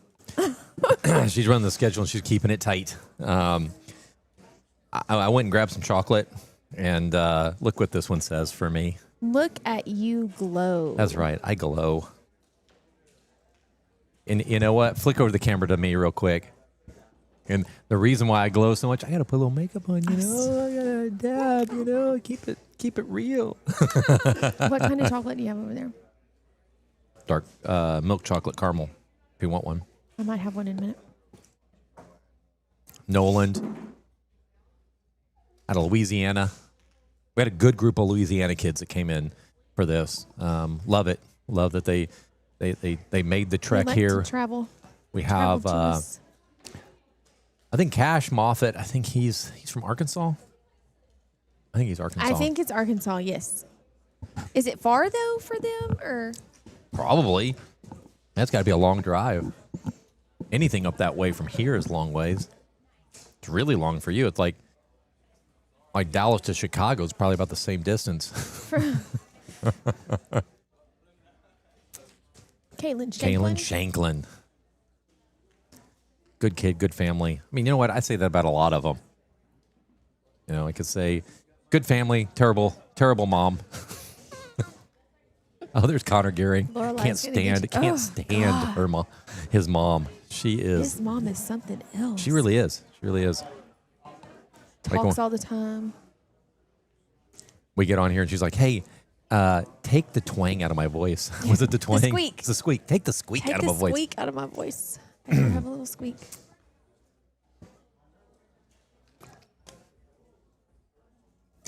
Sorry, try not to drink or eat in your in your In your ear. ears. But yeah, we have, like I said, we've got some of the top kids around the South here that they're just putting together we're putting together a tournament that we're really bringing in some of the top talent here. I mean, the compounders, I'm just super pleased on 17U that I'm not sure I know of a top archer that didn't show up. Do you know No. any names? No. I don't know any names. Maybe Levi. Was Levi the... He graduated. And that's what I was going to say because I saw his dad. His dad brought Dax. And I was like, "Where's Levi?" And he was like, "He graduated." I'm like, "No. How can he be old enough to graduate?" Right. Where is he? Do we know? At A&M. Oh, he is. He's at A&M. And then next weekend, he's not shooting with us because it's duck season, teal season. Teal season. Yep. I know. I was like, really? But like somebody's like, "Hey, why'd you pick that weekend?" I'm like, you can't pick a good weekend. No, because the next weekend after that, it's archery, open weekend at archery. It's also dove season right now where we're from. You just have to pick a weekend and go with it. Yeah. We can't work around everybody's schedule. We did want to avoid opening season. That's just here in Texas. That does affect a lot of the kids. And Levi, he tried out for the A&M team on Thursday, and they'll find out Monday if he makes it. He should make it. So good luck to. So they our really buddy never Levi. had a tryout before. I know Lainey she's from our JOAD and 4-H program in Victoria. She shoots barebow, and she's at A&M this year. And she said the same thing, that they had to have tryouts. So I guess that's a good thing. I mean, that's good that there's that amount of archers that want to shoot on the A&M team. Here's what I think A&M will do. I should do. This is just my humble opinion. I think they should try out.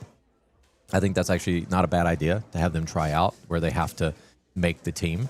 And I think that if you don't make the cut for certain areas, if they think you're good enough, switch you to a different bow. So, for example, we have open class kids that are coming in that there are other open class kids that are better.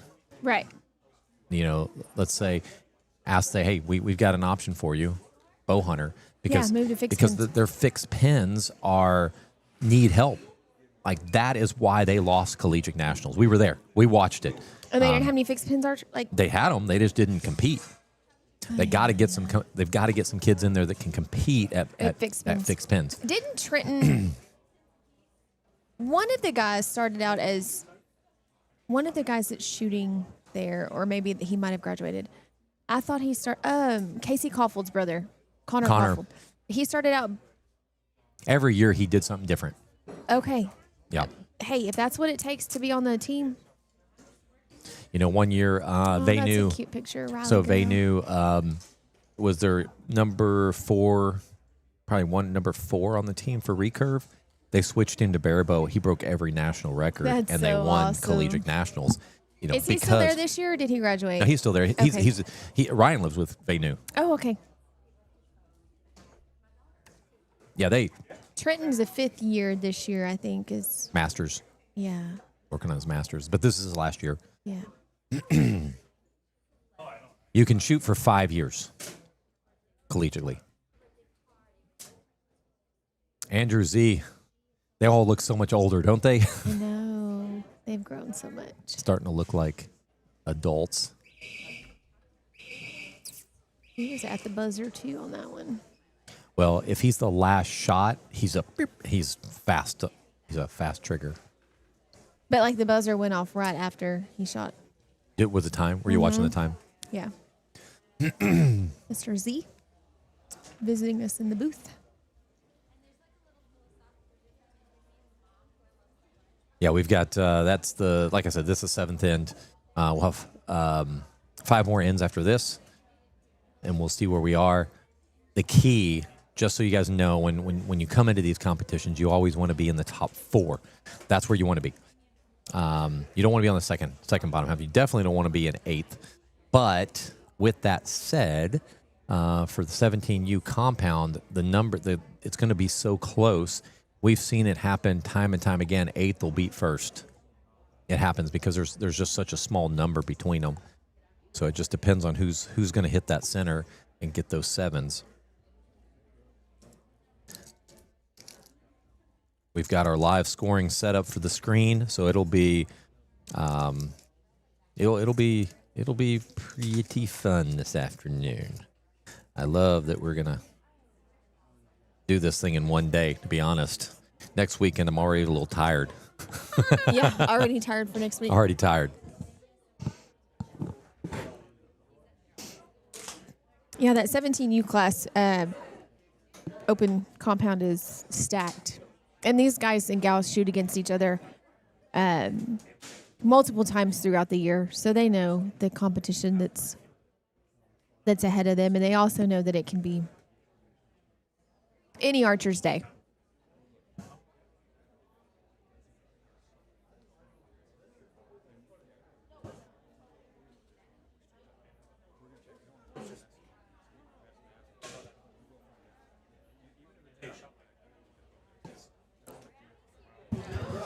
All right, so I'm back.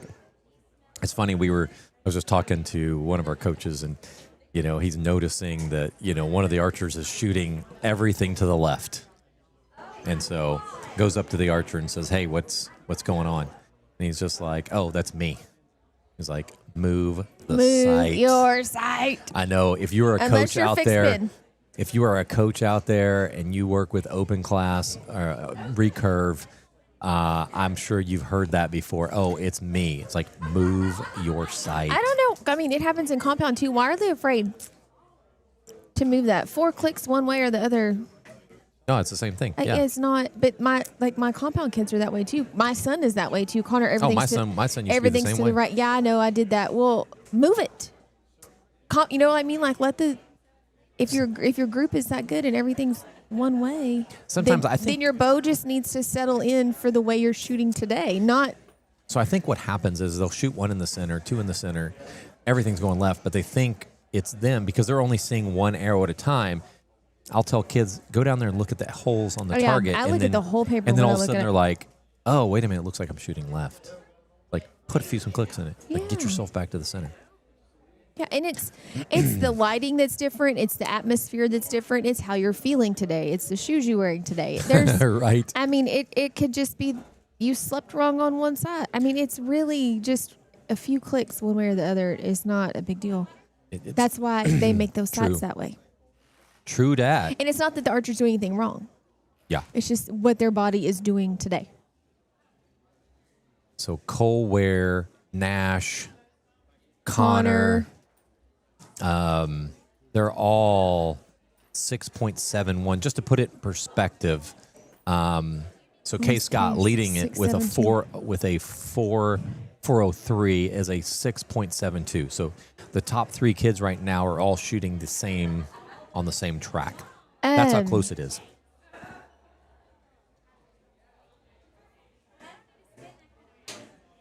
It's gonna be. Earlier, Connor had an extra line of score, and Riley, I went down there, was visiting with her real quick while she was eating a snack, and she said, I gave Connor some extra points.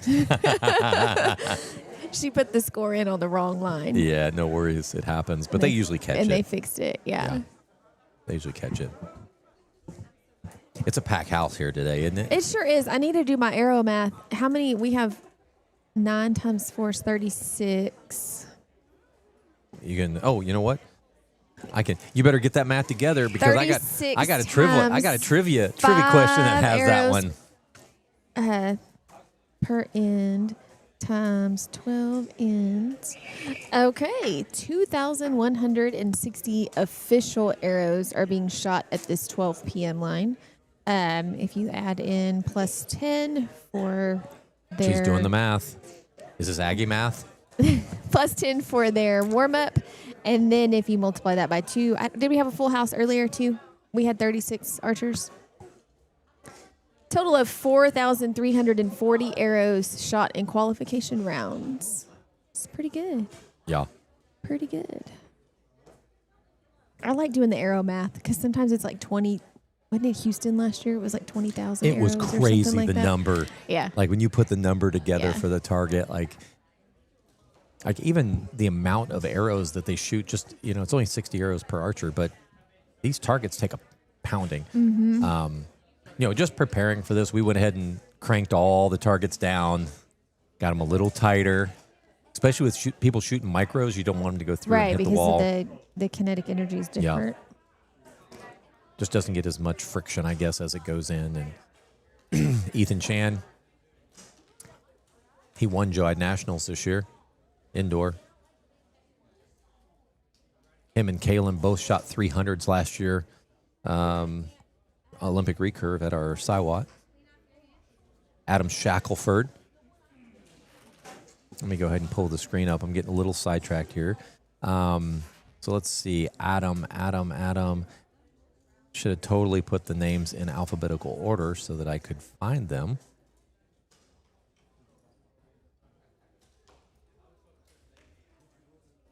All right, let's go ahead and get... So there's Adam Shackelford. Well, let me switch this. There we go. Control Z. Adam Shackelford shoots freestyle. Crap, hold on. I'm trying to move something here. There we go. Move that out of the way. Get something fixed. All right, so Adam Shackelford shoots for Team Spider X, 4 years shooting. Texas State champion for TOTS, TSA Outdoor Championship, USA Silver Olympian, likes to build Legos. He just won the State last fair. weekend, won the state fair. Wednesday. Yep. I guess Wednesday, yeah. Yep. It hadn't even been a weekend. It's He's Wednesday. out of New Waverly, Texas. There's Charlie out of Louisiana. Carly. Is it Charlie? Is it? I don't know. Charlie Long, right? Yep. I don't know. I said it out loud and all of a sudden started second guessing myself. Is it Charlie or is it Carly? Is it Carly? Is it Charlie? Hold on. Charlie. Charlie. Yeah. I thought I was right. And I was pretty sure that Carrie was wrong. Here we go. Ah, there we go. There she is. Charlie Long, bare bow, shoots for Hoot and Holler, 2 years shooting. NAS 3D National Champion, 2005 Louisiana Shooter of the Year, 2024-25 Joad Outdoor National bare bow bronze medalist.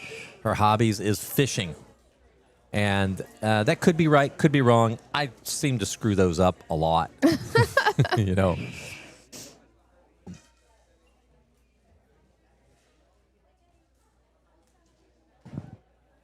Owen Sansing.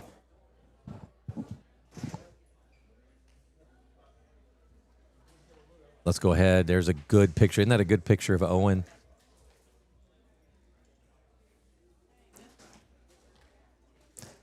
Real quick. Owen shooting freestyle, shoots for STX Archery and Matagorda County 4-H, 2 years of shooting, 2024 Texas Ringer finalist, 2025 Texas Outdoor Target Series, which is TOTS medalist, 2024 State Games of Texas silver medalist.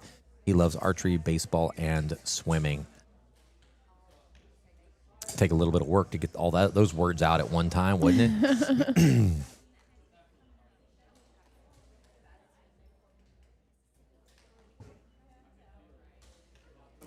Let's see. Had to move our logo. It was in the way of the picture in picture. Picture in picture for the target. I had to fix that.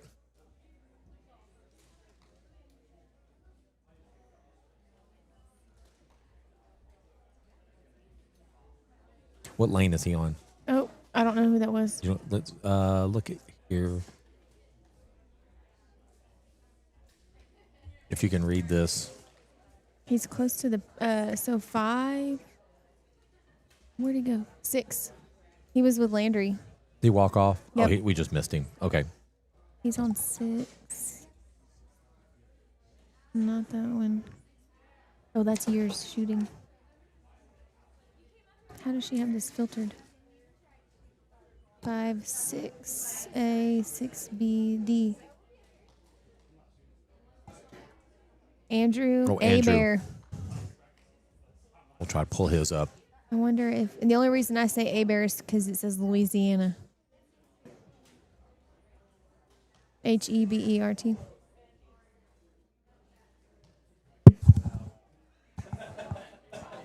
Huh?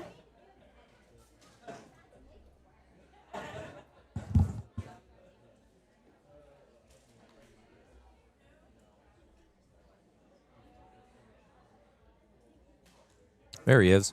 There's Andrew. Andrew. Out of Louisiana.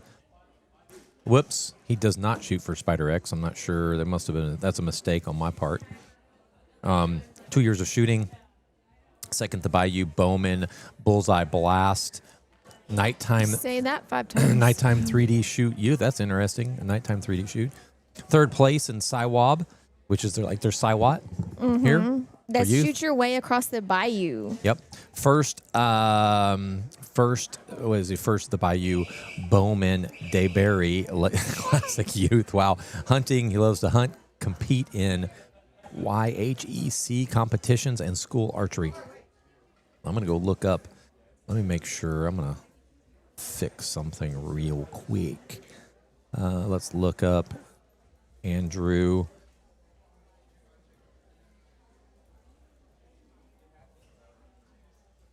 Andrew, he's a free agent. That's why it said none. So I Free probably agent. accidentally forgot to delete it.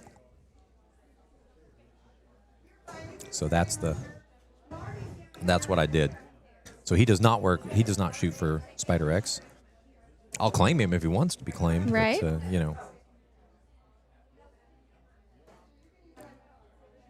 go ahead and go out there and look at Eyes on Score. You know what? Let's go ahead and do another trivia. You guys ready? Ready. You ready, Freddie? Go to minty.com. The code is 59098567. You can see it at the top if you'd like. Go ahead and get joined. I'm going to go ahead and give you guys a moment here to hop on.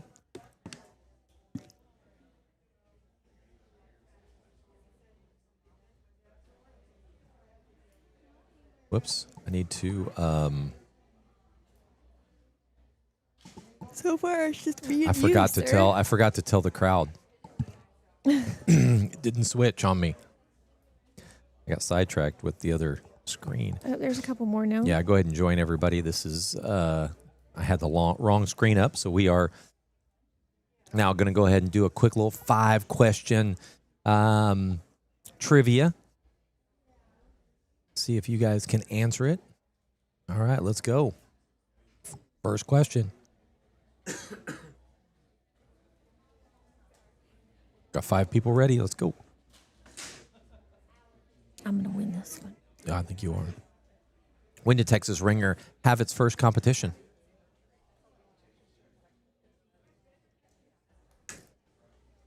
I do have a trick question here, too. Waiting for everybody to answer the question. Everybody knew the answer to that one.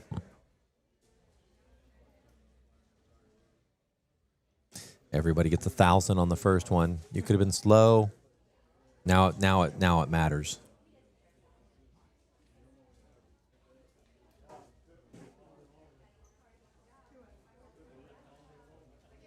There we go. The first ringer. How much money did we give away? We already answered this one, didn't we? We sure did, but that's all right. See if you guys can figure that out. Remember what it was.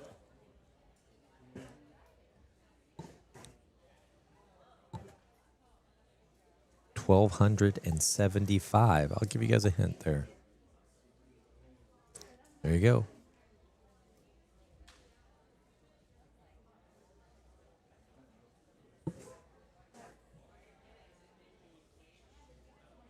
Vroom is leading the pack. Let's go ahead and get the next question in. In 2025, how much money is a Texas Ringer giveaway for youth and adult? So we did $1,200 in the first year. In this year, between the two, how much do you think we're giving away in cash? $11,800. That is correct.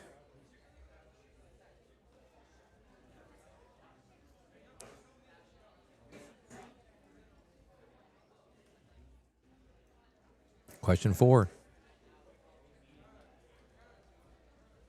The Texas Ringer's first archery competition had 82 people. What is the percentage of growth from 2022 to 2025? We had most of these questions already. Yeah. I have to shuffle them next time. I meant to add to them. I had some other questions. I just didn't have time.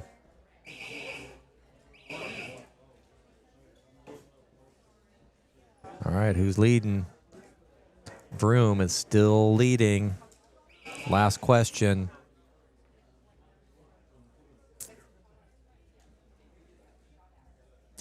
How many weeks did it take to sell out the Texas Junior Ringer?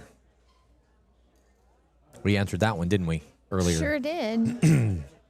All right, 2.5 weeks. That was 5 weeks before this thing was even scheduled. Mm-hmm. Crazy.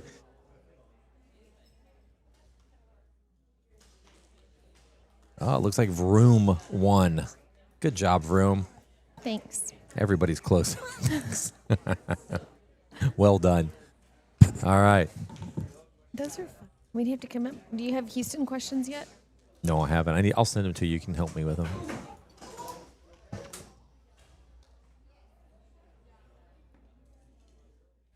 Oh, somebody slipped and fell.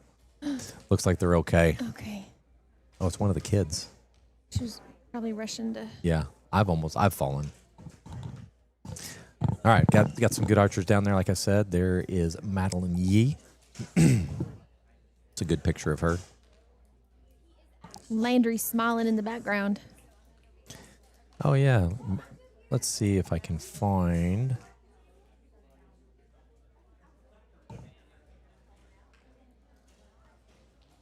Madeline.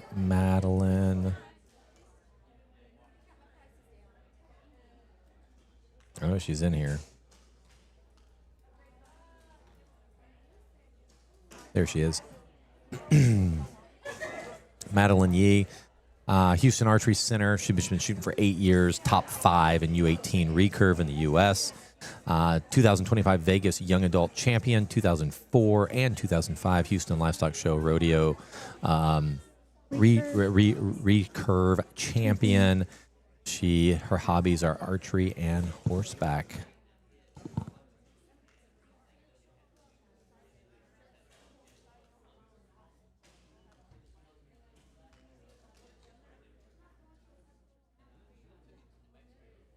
We had talked about Nolan earlier. There's Nolan from Hoot and Holler, 6 years shooting, 2025 runner-up, shooter of the year, ASA, 2025 Vegas Youth 6th place, 2025 Joad Outdoor Nationals, hobbies, bow hunting, riding four-wheelers, throwing the javelin. That's pretty cool. That's pretty cool. And archery. And looky there. And looky there. Jack's already got him up there. Get on his target a little bit. Looks pretty good. That's a pretty good round. 33. Gia. We've already talked about Gia. We've already showed her card.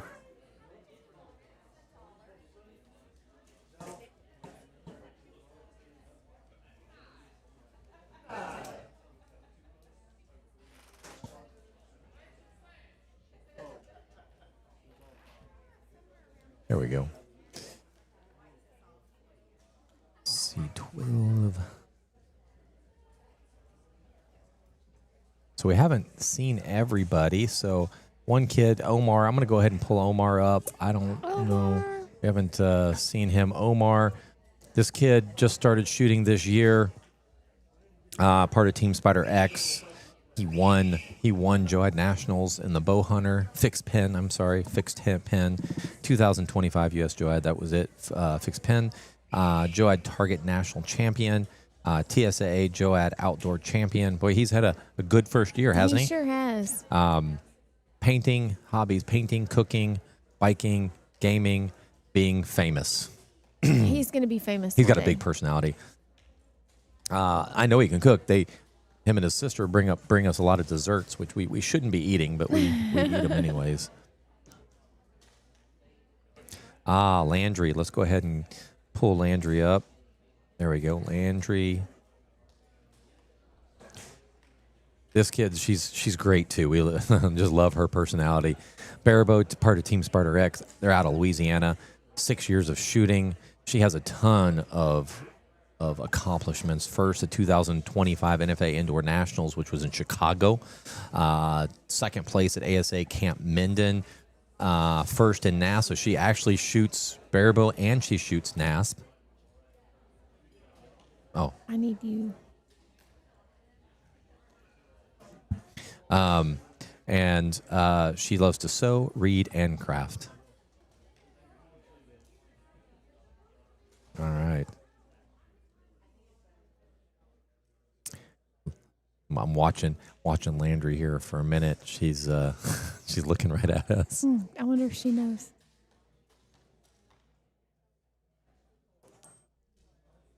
She has struggled a little bit. She's been such a good shooter. I want you to see, because I didn't see it this morning when she was practicing, but this is... Yeah, the competition is tough on kids. You know, they start thinking about it too much, and they like with Barabo, they'll release before they even get to their face.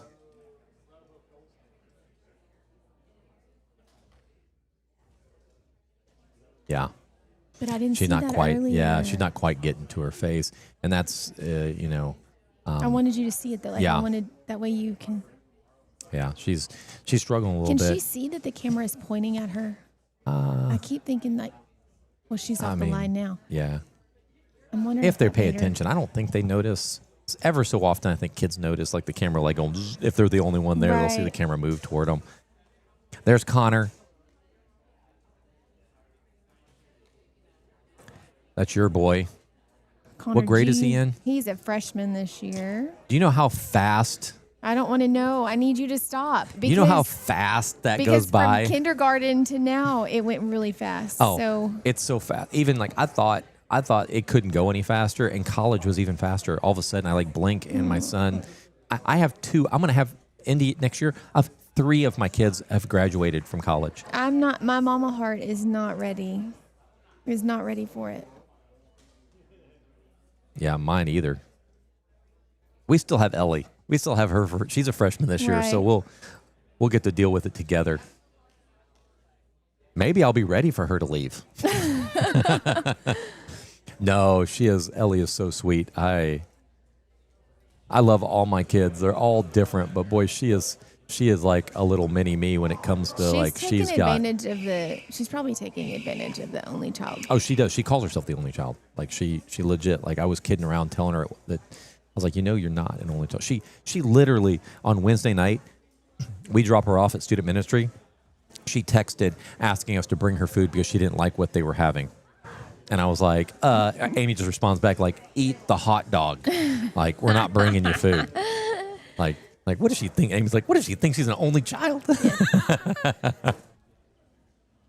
No offense, since you have an only child. No, it's mine has only child. Spoiled syndrome. rotten. Rotten. Ellie's pretty spoiled, too, to be honest. He works hard. Like I say he's spoiled, but he really does. Connor does help helps around the house, helps Ben with things that need to be taken care of. Anything Ellie just you know leaves, what I mean? leaves stuff everywhere. So as much as it looks like I'm spoiling him, he does work. He does work for it. So, Ellie's 14. She'll turn 15 next year. I think her and Connor are pretty And close in age. if you want to know, like, she struggled a little here, which I expected since we've been changing a lot of stuff. But, if you want to know how much of these kids practice, Ellie shoots at least 4 days. Her goal is 5 days a week to put in 150 to 200 arrows. And then some days take longer than others because she's working on specific things. And it may not hit that number, but she may, if she's really working on something and it really slows her down, then she's not going to put in that many arrows. So she's not just going and shooting 150 arrows to just shoot 150 arrows. So she has specific things that she's working on and trying to perfect. And I didn't realize how different coaches can be when they're coaching. For sure. Every one of them's different. And so her old coach had her put pressure on her middle finger and her ring finger and not a lot of pressure on her pointer finger, which her new coach is the opposite. You put most of your pressure with your ring finger and then you put your least amount on your ring finger. Mm-hmm. I know it's just swapped it. It's exactly different. Everybody's different. Casey Koffel puts most of the pressure on her middle finger. But then you've got, Catalina, which is an Olympian. She does the other way around. She puts most of the pressure on her index finger. So everybody's a little different. This is what I say, like, I'm not knocking any type of coaching because every kid needs something different. Yeah. Every one of them. So if everybody coached exactly the same, then we wouldn't have the athletes that we have today, I believe, because everybody has to be taught a little different. Some things make sense and work better for others, Some kids can shoot buttons. Some kids shoot hinges. Some shoot the resistance. Some shoot index. So it really, really comes down to what works best. And you may disagree, but I've seen it. My son, he shot hinge forever and then was really struggling. We moved him to an index, and he shot the Michael Braden way, kind of with his wrist up, hooked it, and he was still putting up 59, 60 X's on a Siwat with it. Once he went to college, went back to his hinge, and he's really worked with a mental management coach because it was really a mental thing for him with the hinge to get past it. We would have kept him on the index, but problem is he found one that he liked, which we couldn't find another one. It was an old one we tried all different ones. He didn't like it. So we're like, all right, man, you got to figure something out. And so he figured out the hinge is where he wanted to go. Again,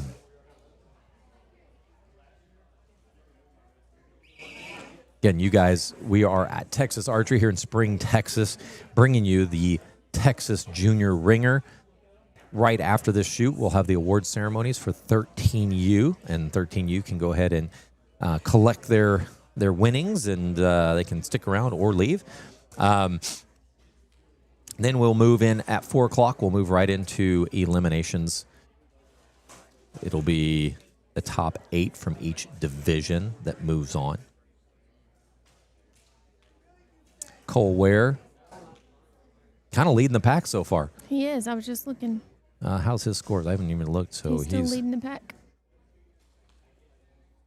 So he's averaging a 6.78. So that puts K. Scott, which is in first right now, is a 6.72.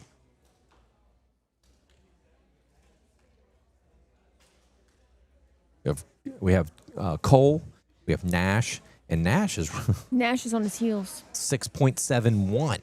Like, they are all within just a few points. Connor right there at 301. His arrow average is down a little bit, though. His is like 6.69 or something like that. But it's just a couple points. Like, it's 1 point difference. And it's really just a 6 that's the difference, 1 6, one got a 5, but Yep. that means the top 5, we have a potential for the top 5 to be in the 400 range. That's pretty awesome. Yeah. Pretty awesome. Let's see, where's everybody else? Oh yeah, we got everybody shooting right now. But it's a good crowd. 19 kids in that division. That's a pretty competitive group. Love it.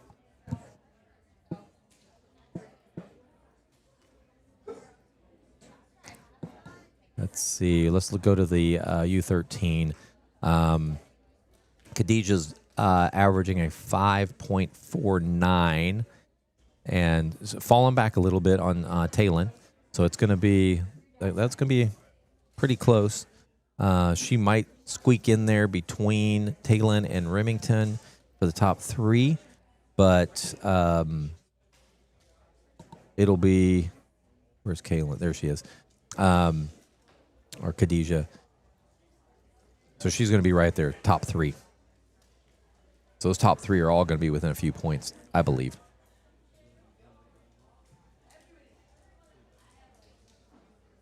Joshua, I'm going to look Joshua up.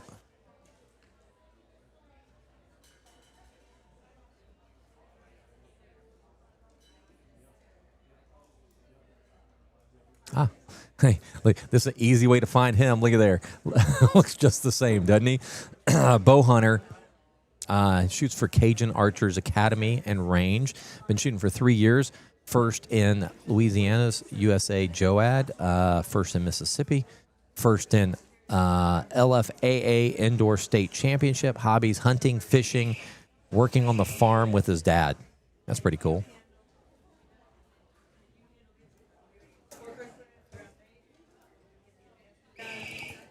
Robbins. Yeah, you guys probably hear Robin. Robin's our She's our tournament I don't director. know. Yeah, She's our tournament director. If you guys have been participating or you guys been communicating at all, she's the one that's managing all the communication. She just sends me what she needs, and I give it to her. Need her to help run Houston so we can have 2 different shoot-off times. That way the kids can shoot. Both. Yes. So I was telling Jeff, I was like, get Robin to help you figure it out. We can run it. This is her part-time job. Yep. Her job is running 3-on-3. Is it 3? 3v3 soccer team. Yeah, 3v3 soccer tournaments. Yeah, soccer tournaments, and so she knows how to manage a tournament and A huge tournament, like yeah, 100 team tournaments big for tournaments. soccer. Yep. So she's been priceless when it comes to managing this, getting everybody lined up, getting sponsors, communicating, putting lists together of who's responsible when and times and all that stuff.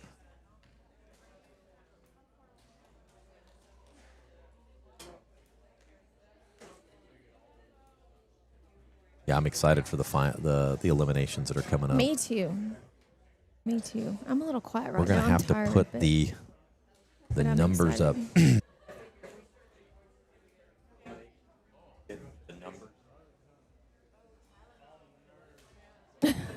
Jeff's favorite.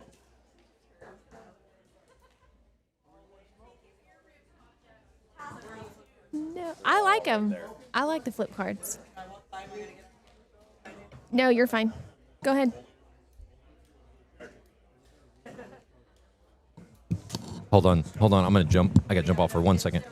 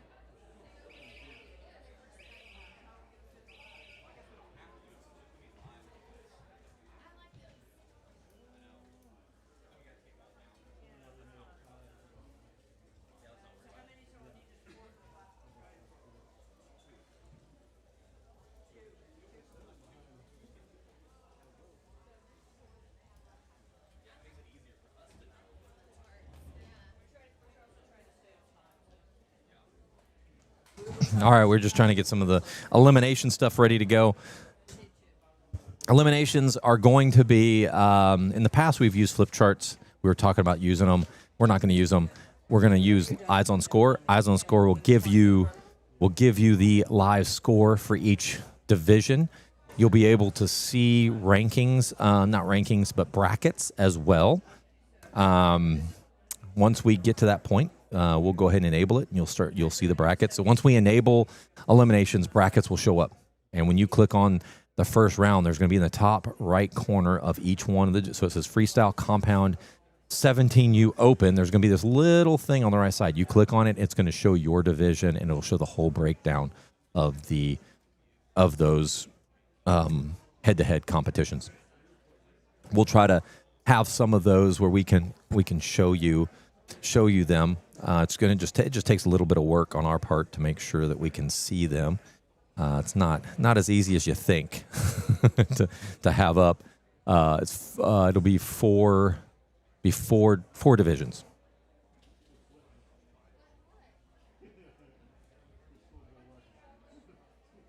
Okay. Go ahead, and I'm getting mine up right now. If you see that when you go to it, it says cookie acceptance. A new law, I guess, apparently came out that we have to actually tell you that there's cookies being saved on the page. What those are is it's just whenever it's for when you save your archer's information. So if you put a star next to their name, it saves it to your browser so that it keeps it when you refresh your screen.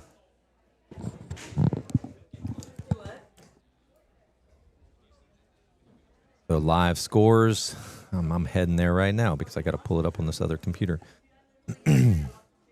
Once it's there, I'll go ahead So what end are we on? We have 2 more left, probably? Let's see. They're scoring right now, so it might not be. 2 more. Maybe, well, let's see. Let me refresh my screen. I think it's 2 more ends. 2 more. Okay.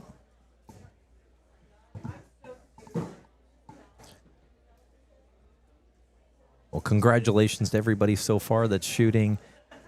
You've just shot our 5th Texas ringer. And this is definitely the biggest, baddest one we've done. We've offered more to our archers than any of the other ones. For the youth. I mean, we had 80, right? Almost close to 80 kids here. We had 72 okay. youth. We only had 1 no-show. Can you believe that? Last year, we only had like 40-something kids. It's true. Yeah. So out of, the numbers were low last year for kids. It was pretty low. But that means the dollar amount was low too. Yeah. I think I'm going to put a survey out. The one thing we did, we because we didn't have eliminations, the 13U we didn't give out. The registration was lower because of that. I'm going to put a survey out there and just see what people think. Should the dollars be more? I would like the 13U to shoot, but we need a different venue to be able to pull that off. That in time. Yeah. The issue is we didn't want everybody to have to spend the night tonight just to come back tomorrow for shoot-offs. Yes. We did not want to be here till midnight tonight. Nobody does. And we may keep it the same. We put in a full day here, but we are open to suggestions for sure. When Robin and I were planning this, it was a lot of back and forth about, hey, what do you think? Do you think the kids will like it? Do you think the parents will like it? For sure, the one day. Parents appreciate the one day. Because you can come up, shoot at noon, and go home this evening. Yeah, we had a lot of discussion. I mean, this is, we didn't just go, you know what, this is what we're going to do. Right, lots of discussions. This has changed over the years. If you go back, our very first one was U15 or 15U. And 21U. Right. We changed that. I think it was the second year, maybe the third. I don't know. I can't even remember. I have to go back and look. We had one where we were just youth. We didn't have the second one, and I think we added. You requested, hey, let's do a split 13U. Them up. Right. Let's do it. So 17 to 13, and that's a good gap. I mean, it's tough for a 15-year-old to come in and or 14-year-old to come in and compete against a a 17-year-old. But the thing is where do you break that line? Right. You know, It's not too bad. It's You really have not. I always look at it that iron sharpens iron. If you're, younger, if you're in the lower end of the age group, you're not necessarily going to lose. And number two, you'll always walk away learning something. That is a big deal for me. Connor, when need be, like last year, there was 13U and 17U. I'm like, we're going to shoot the 17U. Did he? I don't even think he made podium last year. Like, I don't even think he made the platforms. Yeah. Last year. I don't think he because did it either. was stacked. I think he was like 8th or 9th, somewhere in there. But we learned something from it. And so it was just, I always encourage, yes, you might be 10 shooting against 13-year-olds. Come shoot anyway. You're going to walk away learning something. So there's also been some discussion about having it's an open class, male and female shooting in the same division. There's a couple reasons for it, but one of the major reasons is there's just not enough kids that we can separate out. It's getting potentially there, but even that's the adult or the 17U open compound. That's the biggest group. You have one. I think we have 2 girls, 2 ladies. Yeah. Jewel, three. Oh, Jewel, Chloe, and Julia. Yeah, so we have 3 out of the 19. It's hard to put 3 girls and have them shoot just by themselves. We can do that, but their money would be. Yeah. So Julia's sitting in. She'll be sitting in one of the top spots. Right. Coming in. This is just a stacked group. If we can get to a point where there's a lot more girls showing up, then yeah, let's go ahead and do that. My daughter is shooting in this one. I think it's great because we have goals, and our goals are to whoop butt on, kick everybody's butt. So that's what we don't. I don't really care that we're shooting against boys or girls. I want her to go in there and whip up on some boys, to be honest. But I know that some don't like that and some do, but it is what it is. Like, we can't, it's hard to put the tournament like this together and have that many different divisions and all of that. You'd be playing for your entry fee back, basically. Yeah. At the end of the day. And you don't even get it back. You don't even get it back. If there was 3 people, we only pay the top 2. Oh, well, yeah. And they don't even, first place is the only one that breaks even with the money. So, I mean, it's easy to look back. Nobody's really complaining. It was just actually nobody complained, not at all. All it was, hey, let's discuss this as an option, and we're always open. Right. I wasn't like, no, let's not do that. That's stupid. No, let's look at the numbers and see if it makes sense. And it just doesn't right now. Right. It doesn't mean that next year it might make sense. Like, we may come in and go, you know what? We're going to go ahead and split them out. We're going to have divisions. I think we have the flexibility to say, you know what? This division can have male and female. Right. This one doesn't. Right. Because if the division constitutes it, then we do it.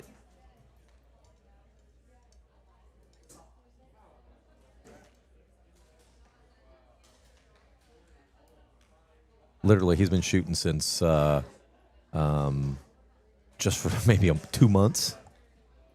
Just got him the bow maybe about a month ago. Prevail. I had one of those. It's a good bow. I liked it. Let's see how Hessen is doing. Bow hunter.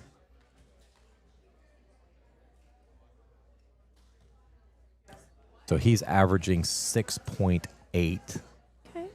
6.08. I'm sorry. He's on track to beat Lily's score. And he'll be there. And I got to tell you, these kids, they're all really good. Like, every one of them is really good. So his mom says it took everything to get the picture of him for this. But, Omar, like, he's wanting multiple angles and shots of himself. And he's going to pick the one that he likes the best. Yep. That's Nash Thompson. Nash is great little shooter, isn't he?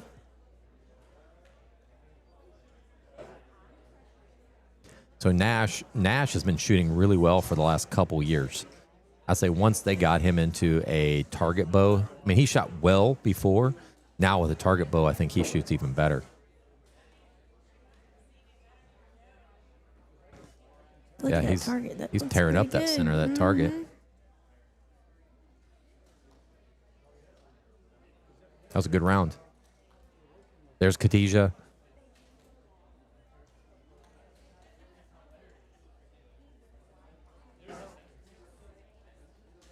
Like I said, Khadijah's been shooting with us for about 9 months now, our team. Really has gotten serious in the last, probably, I would say the last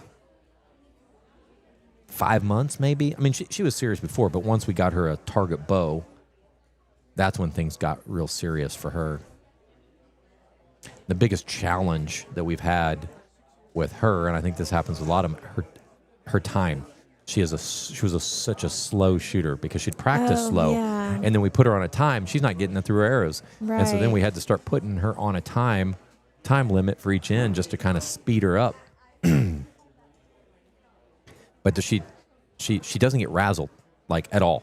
That's like she's awesome. not.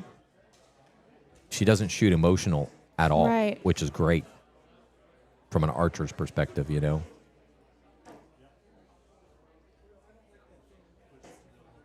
Top left is she's shooting that top left of the 5 spot. There it is. Good shot. 7. 7. So yeah. 7-7, 7-7. Oh, what was 7-7, Should be 5-5. No, 3 sevens. 3 3 sevens and 2 2 5s. fives. Yep. Good round.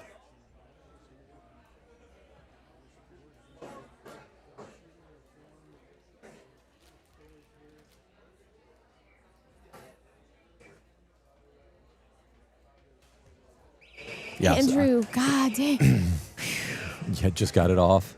I got to tell you, I hold my breath for them, and it's usually when I'm out of breath, it's like, okay, you need to let that arrow go. He's pushing that clock. I got to tell you, some of them, these kids are putting up some good numbers. It's going to be serious to get in that top 8.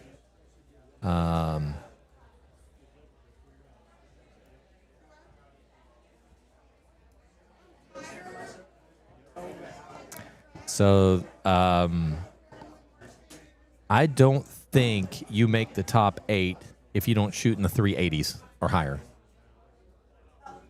So let's compare that. Eyes on score. I'm gonna go to eyes on score right now, and look at Ringer from last year. Well, maybe.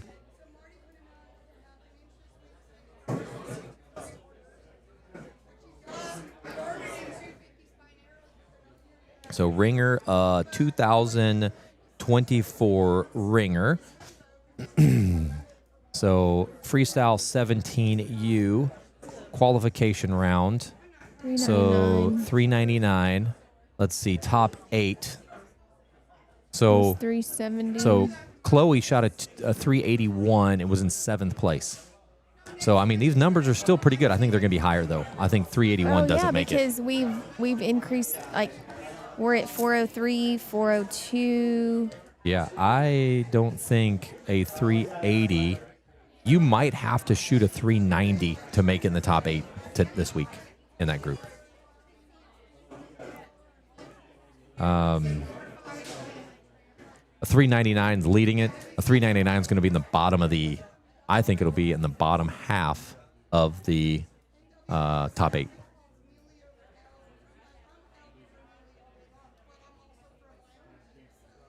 Let's see. I'm just looking at the numbers here.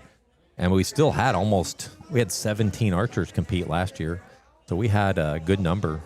This year's 19. So it's not many more. Right. We've just added some, lost a few and added a few.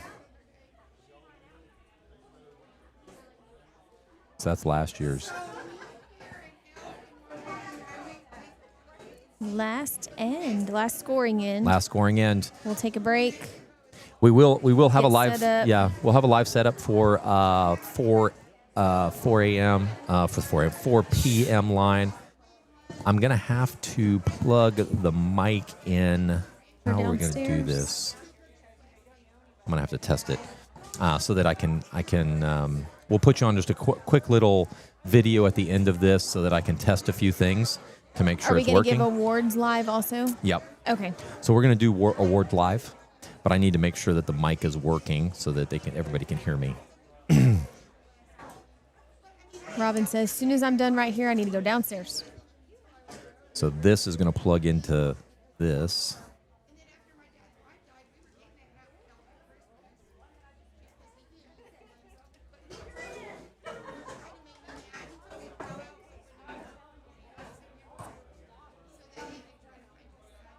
Should have done this in the first place. So that's 4. 4 is that mic. This will be 3.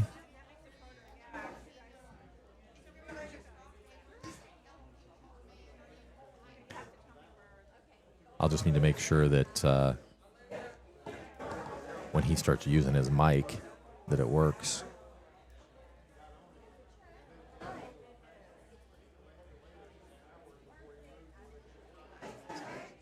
Oh, talk now. Oh, no.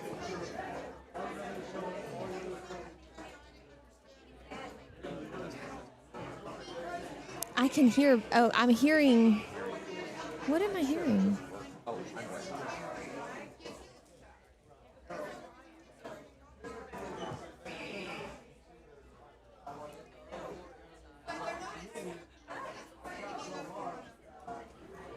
Testing, testing. Yes. Testing. All right, you guys can hear me now. And that's on number 3. Testing.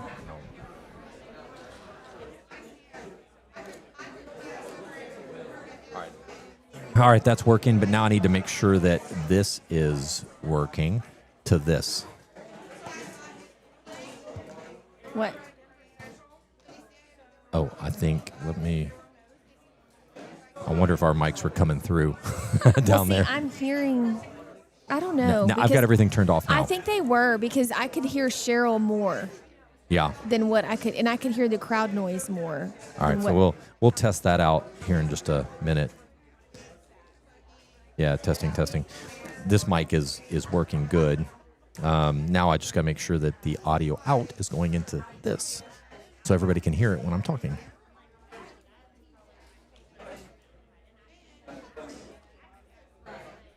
It is definitely getting louder in here. Yeah. Because it's the last end. Yeah, last scoring end.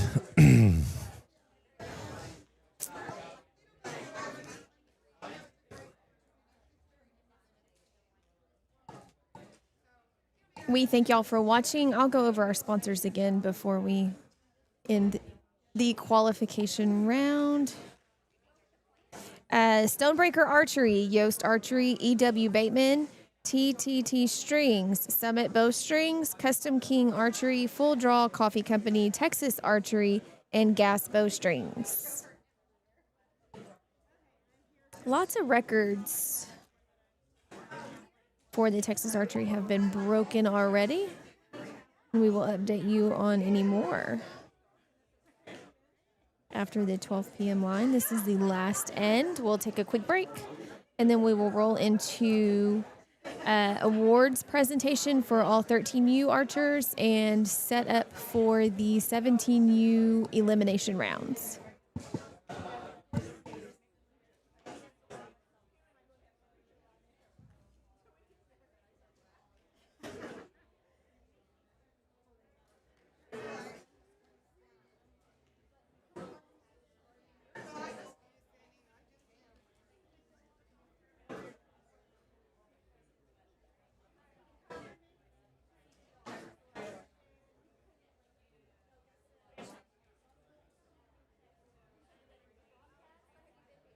Top 8 in the 17U will move to eliminations. They'll shoot around 3 ends of 5 arrows. From there, they will bracket down to 4 archers in each discipline.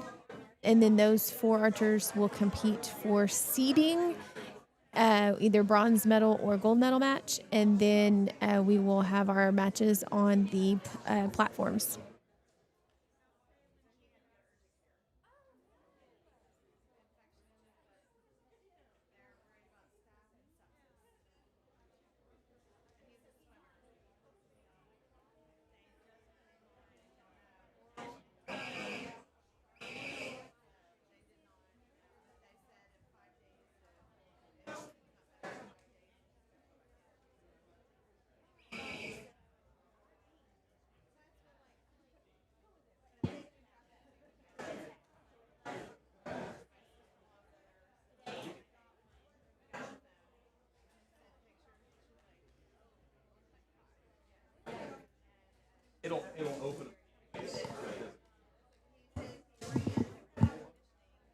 All right, so we're getting lined up for eliminations.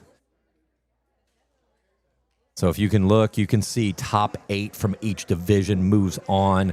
There are some on the bubble. Everybody eye on the target. I know that there are people that are already doing the math, trying to say, okay, they got to shoot this, got to shoot this, got to shoot this. I already did it. Already did it for me. Did you? I knew you would. I used to do the same thing, figure out what that number had to be to get in there. This will be interesting because a 386 from Dax would have guaranteed him in the top 8 last year. I'm not so sure. A 386 may not be good enough. Man, I don't know. It's going to be close. So it's going to be real close. Like even 30. Yeah, I don't think there's any way a 386 makes it. I don't think so. That's just my 2, 3, 4, 5, 6, 7. Maybe. See? No. I don't think it makes it. I'm thinking, I'm going to call it. I think you got to shoot a 390 something to make it. To make it. I think you got to shoot a 390 something to make it. Has Cole shot yet? He's shooting. He shot already, yes. Okay. Show me Cole's target if you know which one it is.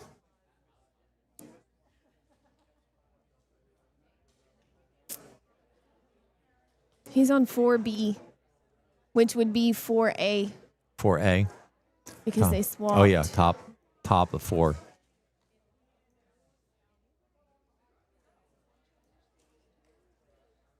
All right, let's see what he shot. I'm pretty sure he's going to be in first place. B as in boy. So he's on the top. He'll be the top right. There you go. Is that him? That doesn't look like his target. No, he's not shooting right now. It's got to be bottom. So it looks like... he started out in B. He'll go to D. So it looks like he shot a 33. So that puts him at a 406, which puts him in first place. Right. What's Connor at right now? The best he could do is a 404. If he shot a clean 35 round. Yep. Which he did. A 35? Yeah. So he shot a 404. Nash is a 370, so we'll see where he falls. He could make it. Best he could do is a 405. God, that's crazy. Adam Shackelford's there. He could shoot 90. So he's a 97. Levi, 90. Or 95. Ooh. Weldon, 93. I mean, like I told you, I think you have to shoot a 390 something to make the top 8. Tell me that's not crazy. That's crazy. That's crazy. That's crazy talk is what that is. Last year, there was only 4 that even shot in the 290s. I don't think you make it if you're not in the 290s. Oh, we need to clap for him. That was the final end. That was it. Good job. We think it's the final end. It's got to be. It has to be. Yeah, that's right. It's got to be. Nobody else is paying attention like we are. Yeah. Everybody's like, hey, Ryan made it, my boy.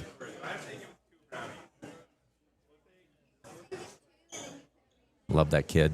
Okay, I'm going to take a quick break.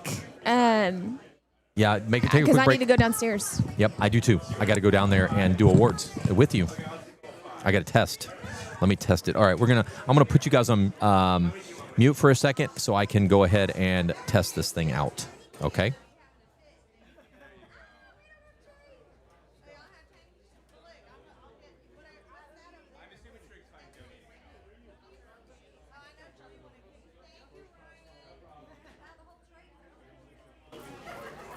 Testing.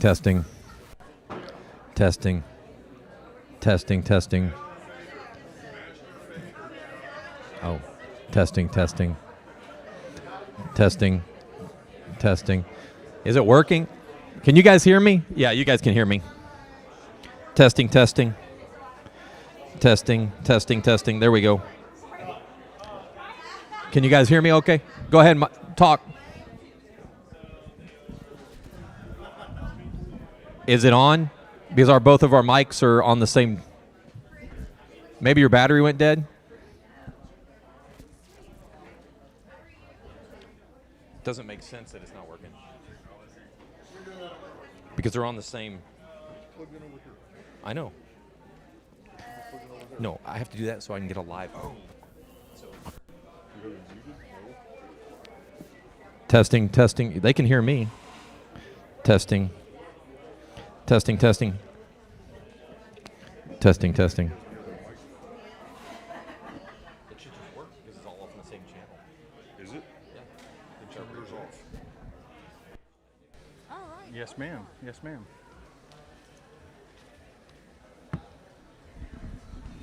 Hello. There we go. We're on now. Okay, everybody, that was the end of the afternoon session. Let's give everybody a round of applause. Give these archers a great big hand. Okay, archers, when you get done scoring, go ahead and pull your target off.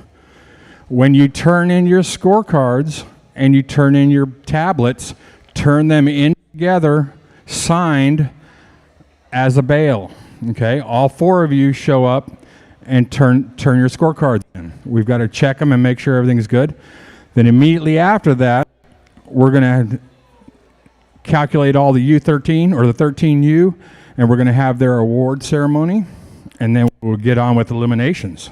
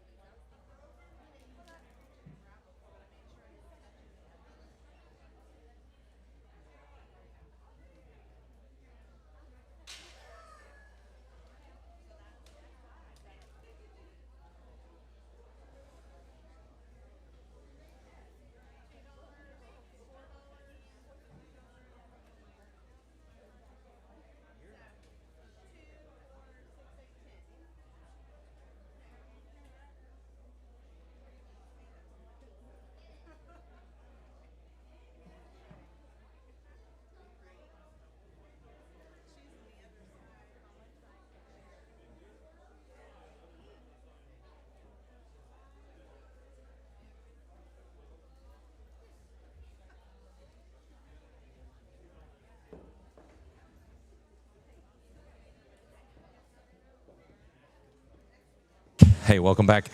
We're finalizing everything right now. Let me go ahead and mute us. There we go. Finalizing everything.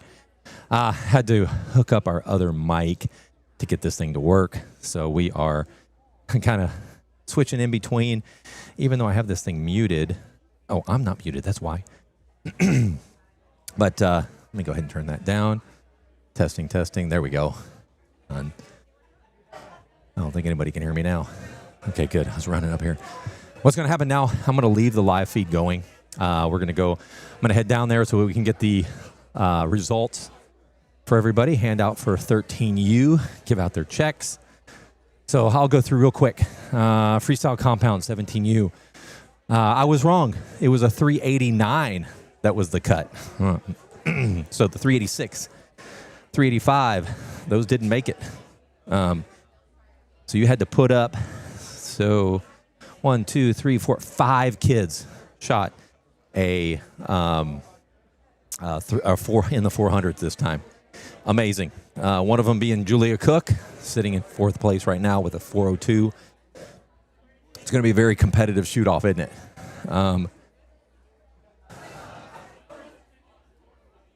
You guys can see 13U.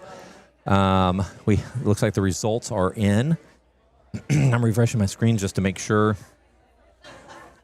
We'll go ahead and announce these winners here in a minute.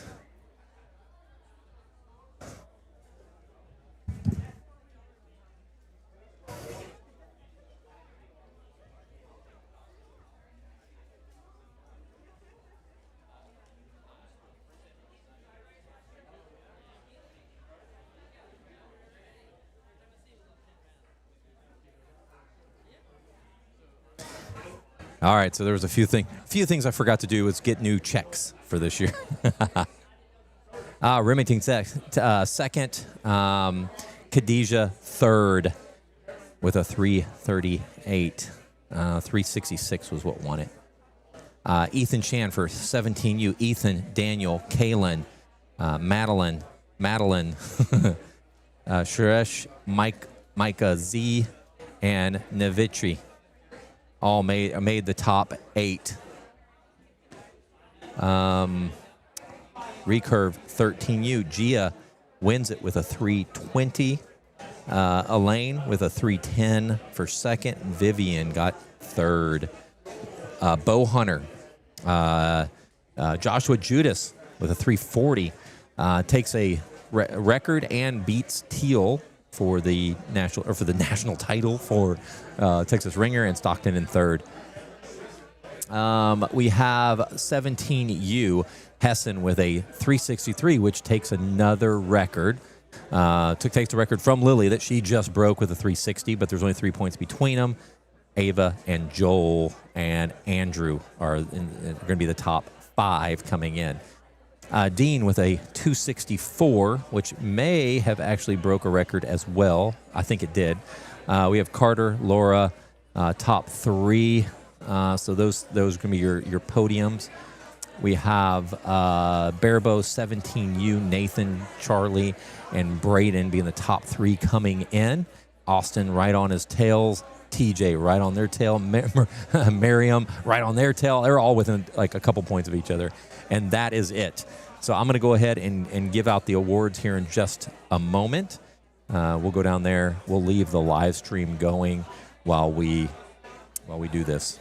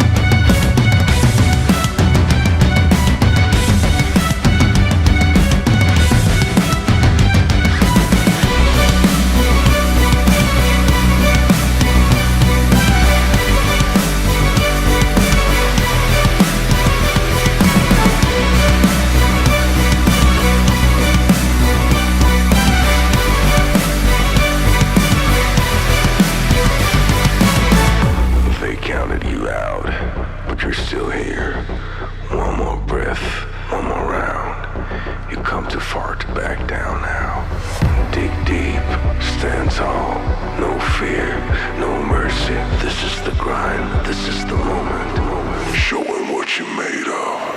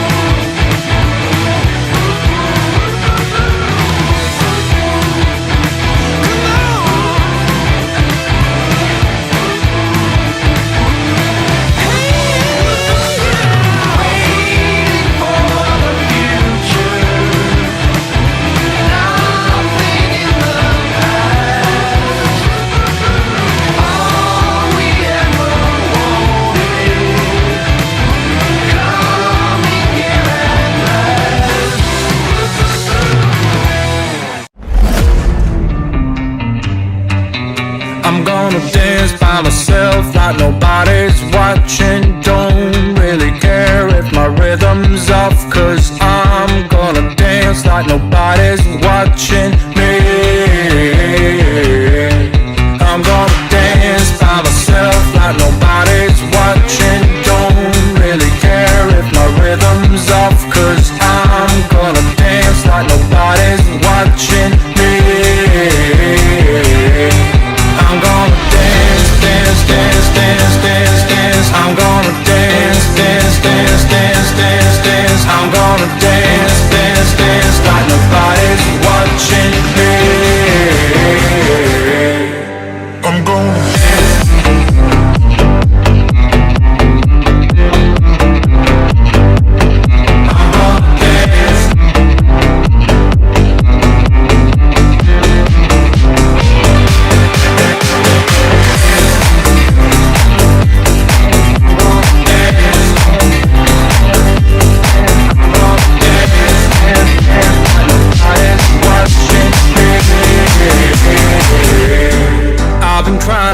cope since you ran away. I've been feeling lost, I've been feeling pain. And no matter what I do, I just feel like I do what I do for you. I tried to call the doctor, it didn't help. Took a trip out to the sun to revive myself. But no matter what I do, I just feel like I do what I do for you. I'm gonna dance, dance, dance, dance, dance, dance. I'm gonna dance, dance, dance, dance, dance, dance. I'm gonna dance, dance, dance like nobody's watching me. I'm gonna dance.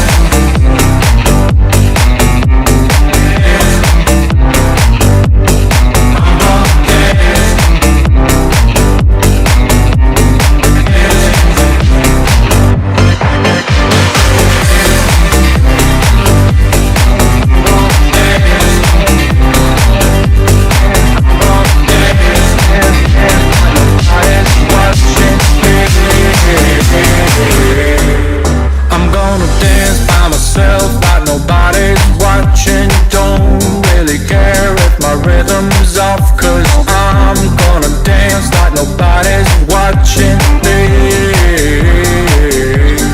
I'm gonna dance by myself like nobody's watching. Don't really care if my rhythm's off, cause I'm gonna dance like nobody's watching me.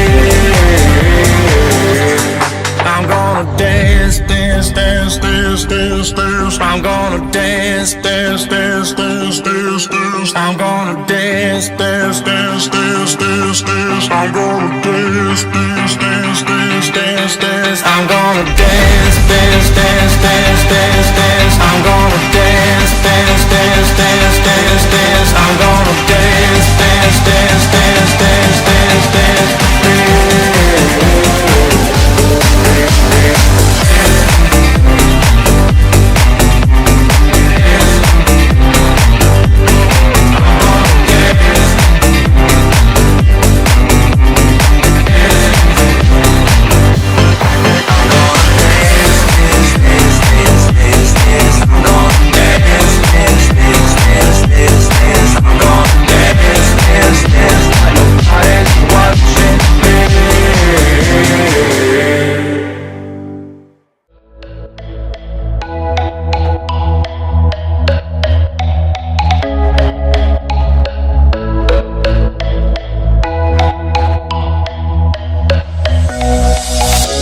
We're shutting down our minds, we just wanna feel that rush.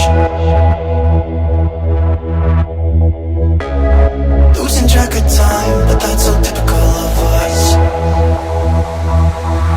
When I hear the bass playing and we're on the floor, I just wanna let out my roar. Can't wait no more, dancing like we're animals. Do third place first. Third place, Khadijah, $50. Come on up. We need somebody to take pictures. Hey, I need somebody to take pictures. Here you go, Rod. Also, a set of gas bowstrings worth $160.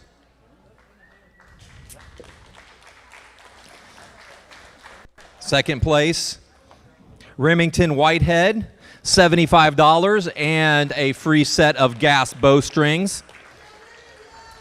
Go ahead and make us live, Jacqueline. Okay. Also, Remington won this during the raffle. He didn't know that I was calling your name. Oh. For the raffle. Yeah, you won a $50 gift card as well, Remington. Right, there you go. And your champion, U13U freestyle, Taylon Myers. Congrats. And broke a record.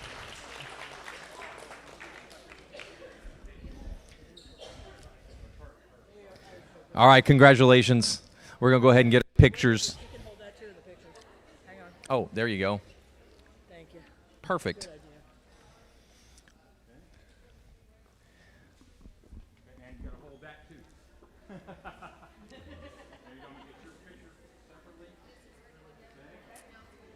Did, Way to go. Congratulations. Good job. Let mom, dad, take pictures. We'll post these all on our Facebook page. Yeah. You good? I think you guys are good. Way to go. All right, next ones. Are we ready? Now they get to keep all the signs. Right? You keep all these, not the big ones, not the big ones. And Yep. the amounts on the big ones work for the next division too. Okay. There's third place. Third place, Stockton. What is it? Daron.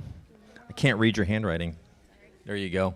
Stockton, congratulations, $50 and a set of gas bowstrings. Second place, Teal Mazzola.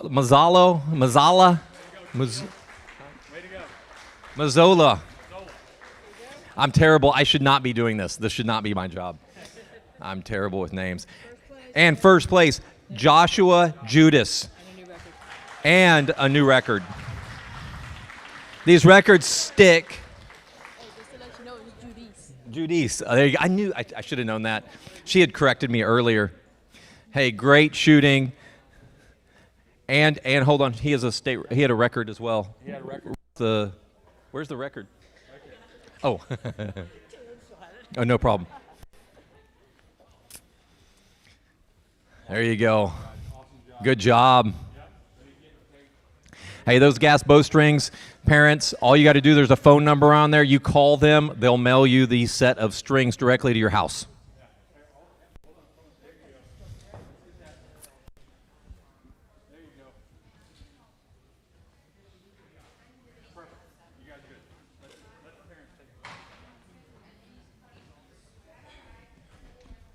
Hey, good job, boys.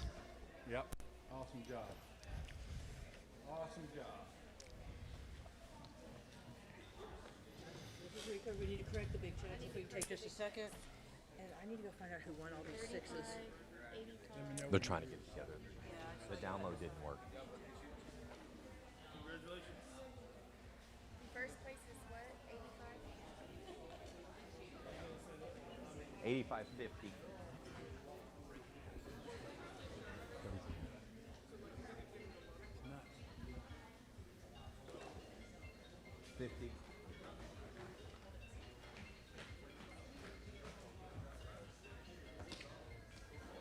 These are terrible. Hey, but they work. 35.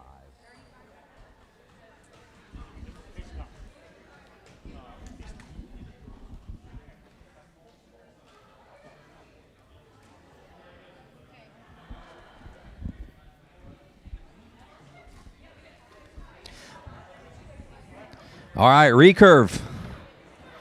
Third place, Vivian Wang.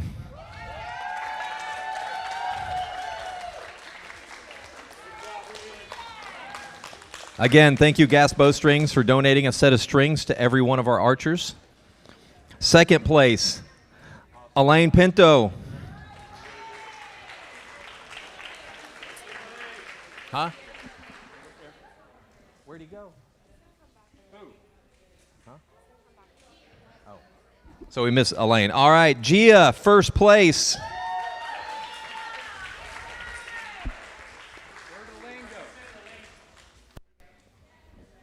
All right. Yeah.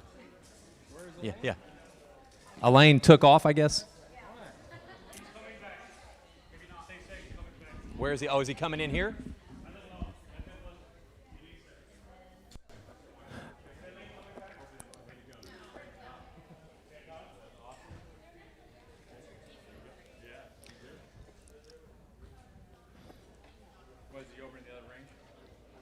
I must want to go eat or something. All right, I think we got it.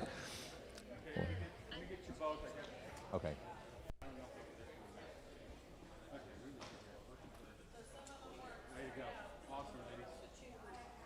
Thank you.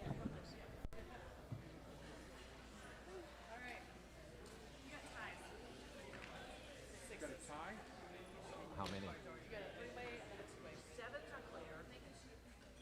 Yeah, make them shoot. We can shoot them. Yeah, one in, shoot off. If their bows aren't at the 6. Do you want to just take the most sevens and give it to David? No, we'll just give. There's got to be. Yeah. There's got to be a breaking point. How many sevens? Yeah, most 7s. Yeah. Circle my winners.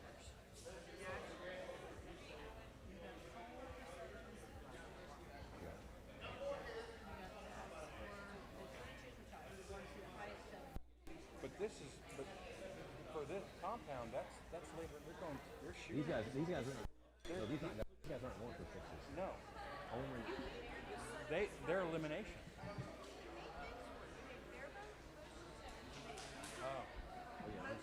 Oh yeah. Okay. That's right. It was the other way around. Yeah.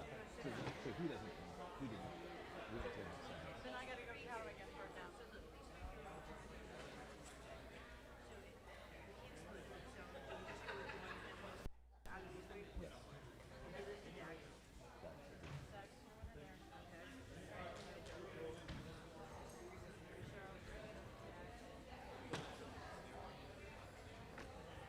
That's right. I forgot.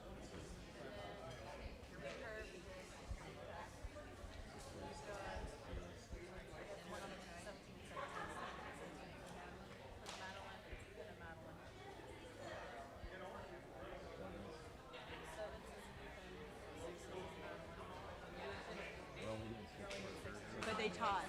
So we're going for a tiebreaker with most sevens. Ethan didn't. You're not doing sevens at all. Only doing 6s. So Did we they had to tie- tie. Yes, they. No, this one and the next one. This one over here had the most sixes, Madeline and Madeline. And Matt, yeah. But this Madeline had more sevens, so we're using sevens as our tiebreaker on the most sixes. So you're not doing this award. We are, that's for Bearbow. Oh, there's bear bow. Bearbow, you said that one was clear, right? That's Bear bow most should be sevens. clear, I believe. Yes. 10 and 7.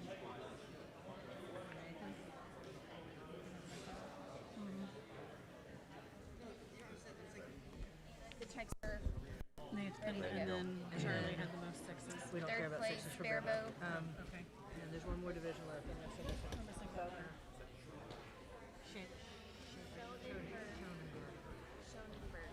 All right, third place, 13U Barebow, Laura Schonenberg. Congratulations, $85 and a set of bowstrings. Second place, Carter Dietz, $125. I guess Carter's buying dinner tonight. There we go. He said not. Yeah. Oh, Dean is buying dinner for the whole team tonight. $210. Dean Rosa, I think did he break a record as well? Here you go. And then once I take his picture, and then I'm gonna take a picture of all 3 of you. Did you say he broke a record? Did he break a did he break a record? Okay. He didn't beat last year's. he's still the record. Okay. Oh. I think the year before. You missed by 1 or 2 points. 2. Congratulations. That is your U13 champions this year. We have a couple more awards that we're going to give out. Let's do the explain the sixes contest. All right, so we are giving a gift card for $66 for the most 6s for recurve. Tiebreakers on these go to 7s. So if you shot more 7s, you get it. So who's the recurve? Madeline Dodson. Madeline Dotson wins the most 6s. The target you love to hate. Oh, she's practicing. Here, let me write her name With on that. Yep. Barebow. Oh, no, we don't want Barebow. What do you do? Compound? Freestyle. Compound freestyle. Dax Aguasuela. Dax. Is Dax here? Oh, they probably took off. Yep. He's with Mr. Harkey. Okay.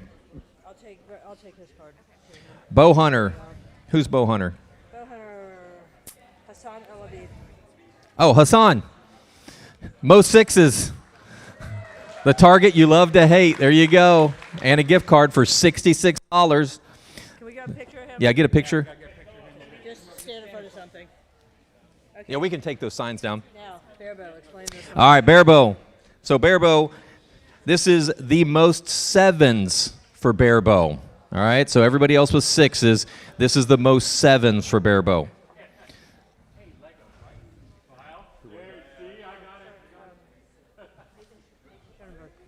Oh, Nathan Schonenberg, most sevens.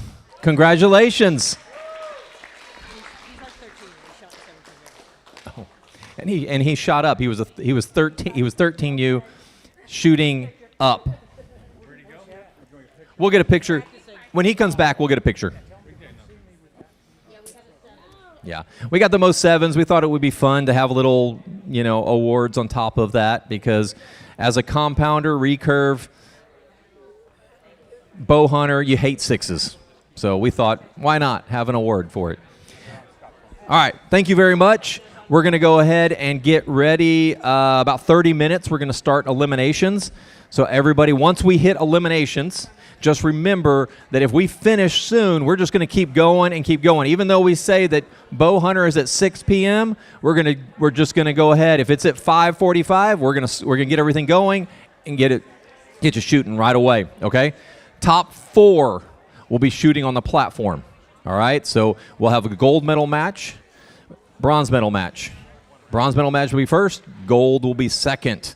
And you guys who have seen the schedule, if you haven't seen the schedule, go online. You'll be able to find it.